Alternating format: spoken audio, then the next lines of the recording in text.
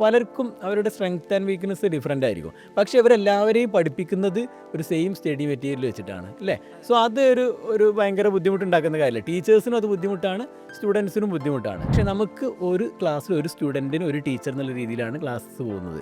So ഓരോ സ്റ്റുഡൻറ്റിനും അവർക്ക് personalised ആയിട്ടുള്ള സ്റ്റഡി പ്ലാൻ വേണം, അവർക്ക് പേഴ്സണലൈസ്ഡ് ആയിട്ടുള്ള സ്റ്റഡി മെറ്റീരിയൽസ്, കരിക്കുലം വേണം, ഷെഡ്യൂൾ പേഴ്സണലൈസ്ഡ് ആവണം. സോ ഒരു എ വന്നതിന് ശേഷം ടീച്ചേഴ്സിന് ഉണ്ടായത് ഞാൻ ബെനിഫിറ്റ് മാത്രം ഉണ്ടായെന്നാണ് ഞാൻ പറയുള്ളൂ. കാരണം അവരുടെ ഒരുപാട് മാനുവൽ വർക്കുകൾ അവർക്ക് ഈസി ആയിട്ട് ഇപ്പോൾ ചെയ്യാൻ പറ്റുന്നുണ്ട്. കൂടുതൽ ടീച്ചിങ്ങിലേക്ക് അവർക്ക് ഫോക്കസ് ചെയ്യാൻ പറ്റുന്നുണ്ട്. ഇതൊരു തൊഴിലായിട്ട് മാത്രമോ അല്ലെങ്കിൽ അപ്പുറത്ത് നിൽക്കുന്ന ആളുടെ മനസ്സ് മനസ്സിലാക്കാതെ കുട്ടികൾക്ക് ഒരു മനസ്സുണ്ട് എന്ന് മനസ്സിലാക്കാതെ പഠിപ്പിക്കുന്ന ഒത്തിരി ടീച്ചേഴ്സ് ഉണ്ട്. അവർക്ക് ആൻസർ എഴുതിയതിന് ശേഷം പറഞ്ഞു കൊടുക്കുക എന്തൊക്കെ മിസ്റ്റേക്സ് ഉണ്ട്, എന്തൊക്കെ ഇമ്പ്രൂവ്മെൻറ്റ് ഇനി വരുത്തണം, ടൈം മാനേജ്മെൻറ്റിൽ എന്തൊക്കെ ഇമ്പ്രൂവ് ചെയ്യണം, ആൻസർ ചെയ്ത രീതിയിൽ എന്തൊക്കെ സ്റ്റെപ്സിൽ എന്തൊക്കെ മിസ്റ്റേക്സ് ഉണ്ട്, എന്തൊക്കെ ഇമ്പ്രൂവ് ചെയ്യണം, കംപ്ലീറ്റ്ലി ഒരു പേഴ്സണലൈസ്ഡ് ഫീഡ്ബാക്ക് കൊടുക്കും. വിവരവും വിദ്യാഭ്യാസവും തമ്മിൽ വ്യത്യാസം ഉണ്ടെന്ന് എനിക്ക് പല സമയങ്ങളിൽ തോന്നിയിട്ടുള്ളൊരു കാര്യമാണ്.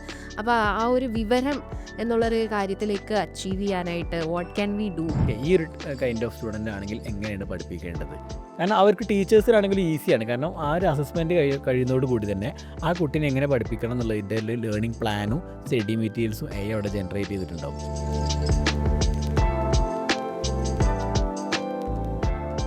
ഹായ് ഹലോ, എല്ലാവർക്കും നമസ്കാരം. അൺഫിൽറ്റേഡിൻ്റെ അടുത്തൊരു എപ്പിസോഡിലേക്ക് സ്വാഗതം. ഞാൻ എല്ലാ എപ്പിസോഡിലും അല്ലെങ്കിൽ മിക്ക എപ്പിസോഡിലും പറയുന്ന പോലെ തന്നെ ഓരോ ബിസിനസ് ജേർണീസ് കേൾക്കുമ്പോൾ അവരുടെ സക്സസ് സ്റ്റോറി അല്ലെങ്കിൽ അവരുടെ ജേർണി കേൾക്കുമ്പോൾ നമുക്കതൊരു പേഴ്സണലി ഭയങ്കര ഊർജം തരുന്ന ഒരു കാര്യമാണ്. അപ്പോൾ അതുകൊണ്ട് തന്നെ ഇന്നും നമ്മളോടൊപ്പം ഉള്ളത് AI പവേർഡായിട്ട് പേഴ്സണലൈസ്ഡ് ലേണിംഗ് ആപ്പിൻ്റെ കോ ഫൗണ്ടർ ആഷിഖ് മുഹമ്മദ് ആണ്. Let's welcome. Hello, thank you. സുഖാണോ? സുഖം. എന്തൊക്കെയുണ്ട് വിശേഷം? നല്ല വിശേഷം. ഇപ്പോൾ നമ്മൾ റീസെൻ്റ്ലി നമ്മുടെ ഒരു ലോഞ്ച് മെഗാ ലോഞ്ച് ഉണ്ടായിരുന്നു ലാസ്റ്റ് മന്ത്. അതൊക്കെ കംപ്ലീറ്റ് ചെയ്ത് അതിൻ്റെ ഒരു ഇതിൽ അതിൻ്റെ ഒരു ജോഷിലാണ് അതെ. അല്ലേ? അപ്പോൾ എന്താ പറയുക, ഇൻട്രൊഡക്ഷനിൽ പറഞ്ഞ പോലെ തന്നെ AI powered personalised learning app. നമുക്ക് അതിൻ്റെ ഒരു തോട്ട് പ്രോസസ്സിൽ നിന്ന് തന്നെ തുടങ്ങിയാലോ? ലൈക്ക് എങ്ങനെയാണ് ആ ഒരു AI യൂസ് ചെയ്യാം, AI നമുക്ക് ലേണിങ്ങിലേക്ക് പേഴ്സണലൈസ്ഡ് ആക്കാനായിട്ട് ഇംപ്ലിമെൻറ്റ് ചെയ്യാം എന്നുള്ളൊരു തോട്ട് പ്രോസസ്സ് വന്നത് എങ്ങനെയാണ്? സോ നമ്മൾ ആംഗിൾ സ്റ്റാർട്ട് ചെയ്യുന്നത് 2017 സ്റ്റാർട്ട് ചെയ്യുന്നത്. അവിടുന്ന് ഇങ്ങോട്ട് ഇതുവരെ കംപ്ലീറ്റ്ലി ഓൺലൈനായിട്ടുള്ള പേഴ്സണലൈസ്ഡ് ലേണിംഗ് ആണ് നമ്മൾ പ്രൊവൈഡ് ചെയ്യുന്നത്. അത് ഇന്ത്യയിലും ഗൾഫ് കൺട്രീസിലാണ് മേജർലി നമ്മൾ ഓപ്പറേറ്റ് ചെയ്യുന്നത്. അവിടെയുള്ള സ്കൂൾ സ്റ്റുഡൻസിന് വേണ്ടിയിട്ടുള്ള 1-to-1 online tuitions LKG to +2 അതാണ് നമ്മൾ പ്രൊവൈഡ് ചെയ്ത് വരുന്നത്. സോ അതൊരു 17 സ്റ്റാർട്ട് ചെയ്ത് 23 ഒക്കെ ആയ സമയത്ത് നമുക്ക് സ്റ്റുഡൻസിൻ്റെ കൗണ്ടിൽ നല്ല രീതിയിലുള്ള ഇൻക്രീസ് കാര്യങ്ങളൊക്കെ വന്നു. സോ ആ സമയത്ത് നമുക്ക് ഉണ്ടായിരുന്നൊരു വലിയ ഒരുപാട് ചലഞ്ചസും ഉണ്ടായിരുന്നു. കാരണം നമ്മൾ 1-to-1 ആയിട്ടുള്ള ക്ലാസ്സസ് ആണ് കൊടുക്കുന്നത്. സോ എത്ര സ്റ്റുഡൻസ് ഉണ്ടോ അതിന് പ്രൊപ്പോർഷണൽ ആയിട്ടുള്ള ടീച്ചേഴ്സും ഉണ്ടാവും. നമ്മൾ സ്കൂളിലാണെങ്കിൽ ഒരു 1000 അല്ലെങ്കിൽ ഗ്രൂപ്പായിട്ട് ക്ലാസ് കൊടുക്കുന്ന സെൻറ്റേഴ്സിലാണെങ്കിൽ 1000 സ്റ്റുഡൻസ് ഉണ്ടെങ്കിൽ അവിടെ ഒരു പക്ഷേ 20 അല്ലെങ്കിൽ 30 ടീച്ചേഴ്സ് മതി അല്ലേ? കാരണം ഒരു ക്ലാസ്സിൽ 50 പേര് 60 പേര് അങ്ങനെ ആയിരിക്കും. പക്ഷേ നമുക്ക് ഒരു ക്ലാസ്സിൽ ഒരു സ്റ്റുഡൻറ്റിന് ഒരു ടീച്ചർ എന്നുള്ള രീതിയിലാണ് ക്ലാസ്സസ് പോകുന്നത്. സോ ഓരോ സ്റ്റുഡൻറ്റിനും അവർക്ക് പേഴ്സണലൈസ്ഡ് ആയിട്ടുള്ള സ്റ്റഡി പ്ലാൻ വേണം, അവർക്ക് പേഴ്സണലൈസ്ഡ് ആയിട്ടുള്ള സ്റ്റഡി മെറ്റീരിയൽസ്, കരിക്കുലം വേണം, ഷെഡ്യൂൾ പേഴ്സണലൈസ്ഡ് ആവണം, പേഴ്സണൽ ടീച്ചർ വേണം. അങ്ങനെ എല്ലാ കാര്യങ്ങളും പേഴ്സണലൈസ്ഡ് ആയിട്ടുള്ള ചെയ്യണം. സോ അതൊരു സ്കെയിലിൽ ചെയ്യുക എന്നുള്ളത് ഭയങ്കര ഒരു ബുദ്ധിമുട്ടായിട്ടുള്ളൊരു കാര്യമാണ് അല്ലേ? കാരണം ഒരു 500 കുട്ടികൾ വരുന്ന സമയത്ത് ഒരു 100 അല്ലെങ്കിൽ 200 അത്രയും ടീച്ചേഴ്സും വേണ്ടി വരും. സോ അത് മാത്രമല്ല, നമുക്ക് ടീച്ചേഴ്സ് ആ പ്രൊപ്പോർഷണലായിട്ട് വേണമെന്നുള്ളത് മാത്രമല്ല, അവർക്ക് എല്ലാവർക്കും എഫക്റ്റീവായിട്ട് പേഴ്സണലൈസ്ഡ് ആയിട്ട് തന്നെ എല്ലാ കാര്യങ്ങളും ചെയ്യണം, സ്റ്റഡി മെറ്റീരിയൽ അടക്കമുള്ള കാര്യങ്ങൾ ചെയ്യണം. സോ അത് മാനുവലി ചെയ്യുക എന്നുള്ളത് ഭയങ്കര ബുദ്ധിമുട്ടായിരുന്നു. അത് ആ ഒരു മാനുവലി എന്നുള്ളത് നമുക്ക് എങ്ങനെ കുറച്ചും കൂടി ഇമ്പ്രൂവ് ചെയ്യാം, അതിൻ്റെ ക്വാളിറ്റി എൻഷുർ ചെയ്തുകൊണ്ട് തന്നെ എങ്ങനെ സ്കെയിൽ ചെയ്യാം എന്നുള്ള ഒരു തോട്ട് പ്രോസസ്സിനാണ് എങ്ങനെ ഇൻറ്റഗ്രേറ്റ് ചെയ്യുക എന്നുള്ള ഇതിലേക്ക് വരുന്നത്. ആ സമയത്ത് 23 സമയത്തൊക്കെ ആണല്ലോ ChatGPT എല്ലാം പോപ്പുലറായി വരുന്നത്. സോ അത് ഞങ്ങൾ അതിനെക്കുറിച്ച് കൂടുതൽ പഠിച്ചു. എങ്ങനെ നമുക്കിത് പേഴ്സണലൈസ്ഡ് കുറച്ചുകൂടി ഇമ്പ്രൂവ് ചെയ്തിട്ട് എങ്ങനെ ചെയ്യാം, അതിൽ എങ്ങനെ ഇൻറ്റഗ്രേറ്റ് ചെയ്യാം. അവിടെ നിന്നാണ് നമ്മളത് സ്റ്റാർട്ട് ചെയ്യുന്നത്. സോ അന്ന് ഞങ്ങൾ ആ 23-ൽ ഞങ്ങളൊരു പ്ലാറ്റ്ഫോമിൻ്റെ ഓൾറെഡി ലേണിംഗ് പ്ലാറ്റ്ഫോം ആയിരുന്നു. അതിൽ AI പവേർഡ് ലേണിംഗ് പ്ലാറ്റ്ഫോമിലേക്കുള്ള ജേർണി സ്റ്റാർട്ട് ചെയ്തത് ആ 23-ലാണ്. ഇപ്പോൾ നമ്മൾ കംപ്ലീറ്റ്ലി ഏതൊരു സ്റ്റുഡൻറ്റിനും അവിടെ വന്നു കഴിഞ്ഞാൽ, നമ്മുടെ പ്ലാറ്റ്ഫോമിൽ വന്നു കഴിഞ്ഞാൽ ആദ്യം തന്നെ അവർക്കൊരു അസസ്മെൻ്റ് ആണ്, ഒരു പേഴ്സണലൈസ്ഡ് അസസ്മെൻ്റ് ആണ്. ആ ഒരു അസസ്മെൻറ്റിലൂടെ കടന്നു പോയി കഴിഞ്ഞാൽ ഒരു personalised learning plan, personalised study material, personalised exams, എല്ലാ കാര്യങ്ങളും പേഴ്സണലൈസ്ഡ് ആയിട്ടായിരിക്കും അവിടെ ക്രിയേറ്റ് ചെയ്യുക. അതിലൊരു എക്സ്ട്രാ ഒരു മാനുവൽ എഫേർട്ടോ കാര്യങ്ങളൊന്നും ആവശ്യമില്ല. കംപ്ലീറ്റ്ലി AI ബേസ്ഡ് ആയിരിക്കും ഉണ്ടാകുക. ഈ പേഴ്സണലൈസ്ഡ് മെറ്റീരിയൽസ് എന്ന് പറയുമ്പോൾ അവർക്ക് ഏതാണോ കൂടുതൽ പഠിക്കേണ്ടത് അല്ലെങ്കിൽ അവർക്ക് കൂടുതൽ ടഫ് ആയിട്ടുള്ളത് ഏതാണ് അങ്ങനെയുള്ള ഏരിയാസ് ആണോ കവർ ചെയ്യുന്നത്? അതെ, അതെ. ഇപ്പം നമ്മളിപ്പോൾ ഒരു സ്കൂളിൽ അല്ലെങ്കിൽ ഒരു ഗ്രൂപ്പായിട്ടുള്ള ക്ലാസ്സിൽ പോകുന്ന സമയത്ത് അവിടെയുള്ള ഏറ്റവും വലിയൊരു ചലഞ്ച് ഒരു ടീച്ചർ 40 പേരെ അല്ലെങ്കിൽ 50 പേരായിരിക്കും പഠിപ്പിക്കുന്നുണ്ടാവുക. അതെ. ഒരു കോമൺ ടെക്സ്റ്റ് ബുക്ക് അല്ലെങ്കിൽ ഒരു കോമൺ സ്റ്റഡി മെറ്റീരിയൽ, ഒരു കോമൺ ഗൈഡ് വെച്ചിട്ടായിരിക്കും ടീച്ചർ പഠിപ്പിക്കുന്നുണ്ടാവുക. കുട്ടികൾ പഠിക്കുന്ന കുട്ടികളാണെങ്കിലും ഒരു കോമൺ ആയിട്ടുള്ള ഒരു സ്റ്റഡി മെറ്റീരിയൽ ആയിരിക്കും അവൈലബിൾ ആയിട്ടുണ്ടാവുക. പക്ഷേ കുട്ടികൾ ഒരു ക്ലാസ്സിൽ 50 പേരുണ്ടെങ്കിൽ 50 പേരും ഡിഫറെൻറ്റ് ലെവലിലായിരിക്കും. ഇപ്പോൾ മാത്സിൽ തന്നെ ബിലോ ആവറേജ് ആയിട്ട് ഇനി ചില പോർഷൻസ് ചില ഏരിയാസിൽ മാത്സിലാണെങ്കിൽ ചിലർക്ക് ജോമെട്രി കുറച്ച് ബുദ്ധിമുട്ടായിരിക്കും, അതെ. ചിലർക്ക് ആൾജിബ്ര ബുദ്ധിമുട്ടായിരിക്കും. പലർക്കും അവരുടെ സ്ട്രെങ്ത് ആൻഡ് വീക്ക്നെസ് ഡിഫറെൻ്റ് ആയിരിക്കും. പക്ഷേ ഇവരെല്ലാവരെയും പഠിപ്പിക്കുന്നത് ഒരു സെയിം സ്റ്റഡി മെറ്റീരിയൽ വെച്ചിട്ടാണ് അല്ലേ? സോ അത് ഒരു ഭയങ്കര ബുദ്ധിമുട്ടുണ്ടാക്കുന്ന കാര്യമല്ല. ടീച്ചേഴ്സിനും അത് ബുദ്ധിമുട്ടാണ്, സ്റ്റുഡൻസിനും ബുദ്ധിമുട്ടാണ്. സോ നമ്മളിവിടെ വന്നു കഴിഞ്ഞാൽ ഈ നമ്മുടെ ലേണിംഗ് പ്ലാറ്റ്ഫോമിൽ ഒരു അസസ്മെൻ്റ് ഉണ്ട്, ഒരു പേഴ്സണലൈസ്ഡ് അസസ്മെൻ്റ് ആണ് അത് വരുന്നത്.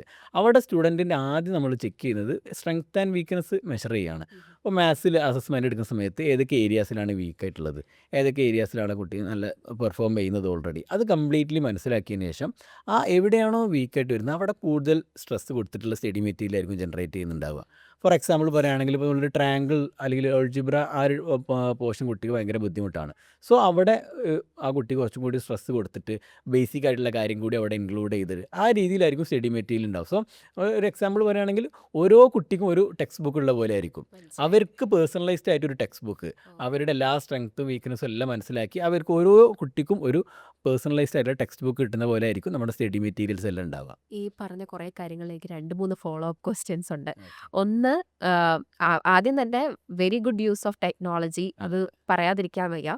പിന്നെ ഒരു കാര്യം എന്താണെന്ന് വെച്ച് കഴിഞ്ഞാൽ ഇപ്പം കുട്ടിക്ക് ജോമെട്രി ആണ് എന്നുള്ളതുണ്ടെങ്കിൽ ആ കുട്ടിക്ക് വേണ്ടി ഒരു ടെക്സ്റ്റ് ബുക്ക് എന്നുള്ളൊരു ഫോമാറ്റ് ആണല്ലോ വരുന്നത്, പേഴ്സണലൈസ്ഡ് അതെ, ടെക്സ്റ്റ് ബുക്ക്. അപ്പോൾ അതിൻ്റെ അതായത് അത് എത്രത്തോളം കറക്റ്റാണ്, അതായത് ഇപ്പോൾ AI ജനറേറ്റഡ് ആണെങ്കിൽ അതെങ്ങനെയാണ് ജനറേറ്റ് ചെയ്യുന്നത്, ബേസിക്കലി അത് പറഞ്ഞിട്ട് വേണമെങ്കിൽ പറയാം. ഇപ്പോൾ AI ജനറേറ്റഡ് ആണെന്നുണ്ടെങ്കിൽ അതിൻ്റെ കറക്റ്റ്നെസ് എത്രത്തോളം വെരിഫൈ ചെയ്യുന്നുണ്ട്, അവിടെ മാനുവൽ അതായത് ഒരു മനുഷ്യൻ്റെ തൊഴിൽ അല്ലെങ്കിൽ ജോലി എത്രത്തോളമാണ് അവിടെ വരുന്നത്.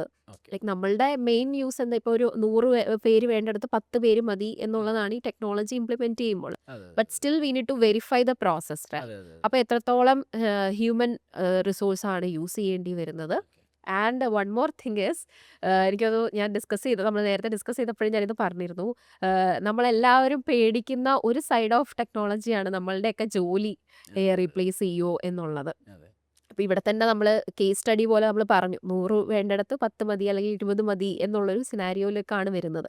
അപ്പോൾ എത്രത്തോളമാണ് ആ ഒരു റീപ്ലേസ്മെൻറ്റിനെ അഫക്റ്റ് ചെയ്യുന്നത്, അല്ലെങ്കിൽ അതെങ്ങനെയാണ് നല്ല രീതിയിൽ ഇൻ എ പോസിറ്റീവ് വേ നമ്മൾ യൂട്ടിലൈസ് ചെയ്യുന്നത് എന്നുള്ളത്.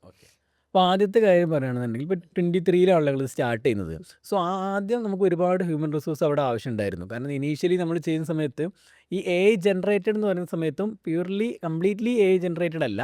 കാരണം നമുക്ക് സ്റ്റുഡൻസിനെ പല കാറ്റഗറി ഓഫ് സ്റ്റുഡൻസ് ആയിട്ട് നമ്മൾ ഡിവൈഡ് ചെയ്ത് വെച്ചിട്ടുണ്ട്. ഓക്കെ, അത് ബാക്ക് എൻഡിൽ അത് ഓൾറെഡി സ്റ്റോർ ചെയ്തിട്ടുണ്ട്. എല്ലാവർക്കും വേണ്ടിയുള്ള study materials different types of learners ഉണ്ടല്ലോ. ഓരോ ലേണേഴ്സിനും വേണ്ടിയുള്ള സ്റ്റഡി മെറ്റീരിയൽസ് കാര്യങ്ങളെല്ലാം നമ്മൾ ബാക്ക് എൻഡിൽ സ്റ്റോർഡ് ആണ്.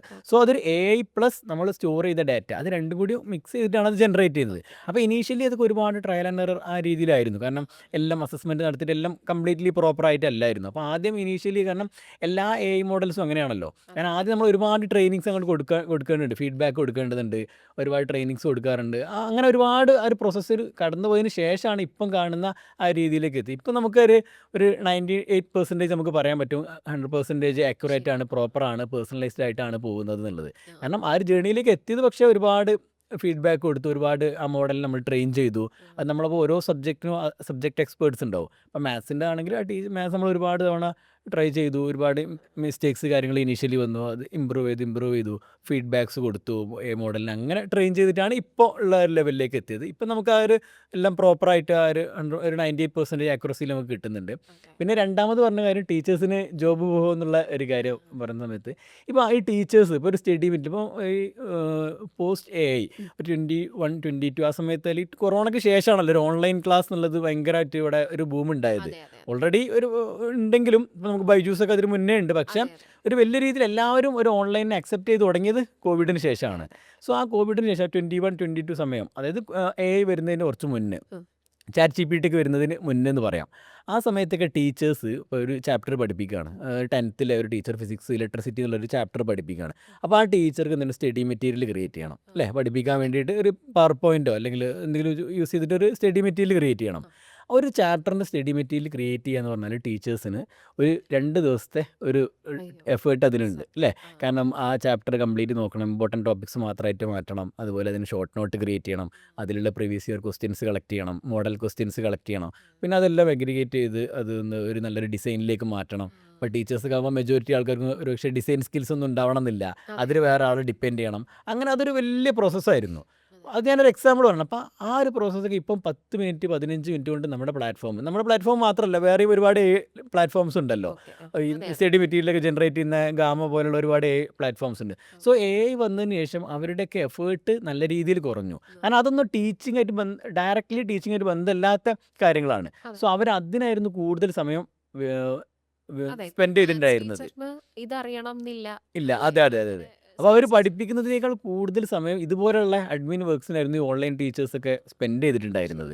സോ അവർക്കൊക്കെ ഇപ്പം കൂടുതൽ എന്ത് ചെയ്യുക, ടീച്ചിങ്ങിൽ ഫോക്കസ് ചെയ്യാൻ പറ്റും. കാരണം എൻഡ് ഓഫ് ദി ഡേ അവരുടെ കരിയറിലും ടീച്ചേഴ്സിൻ്റെ കരിയറിലും ഗ്രോത്ത് വേണമെങ്കിൽ അവർ ടീച്ചിങ്ങിൽ ഫോക്കസ് ചെയ്യണം അല്ലേ. ആ ഒരു സ്റ്റുഡൻറ്റിന് ഒരു അക്കാഡമിക്കലി ഒരു ഇമ്പ്രൂവ്മെൻറ്റ് കൊണ്ടുവരുന്നതിലാണ് അവർ ഫോക്കസ് ചെയ്യേണ്ടത്.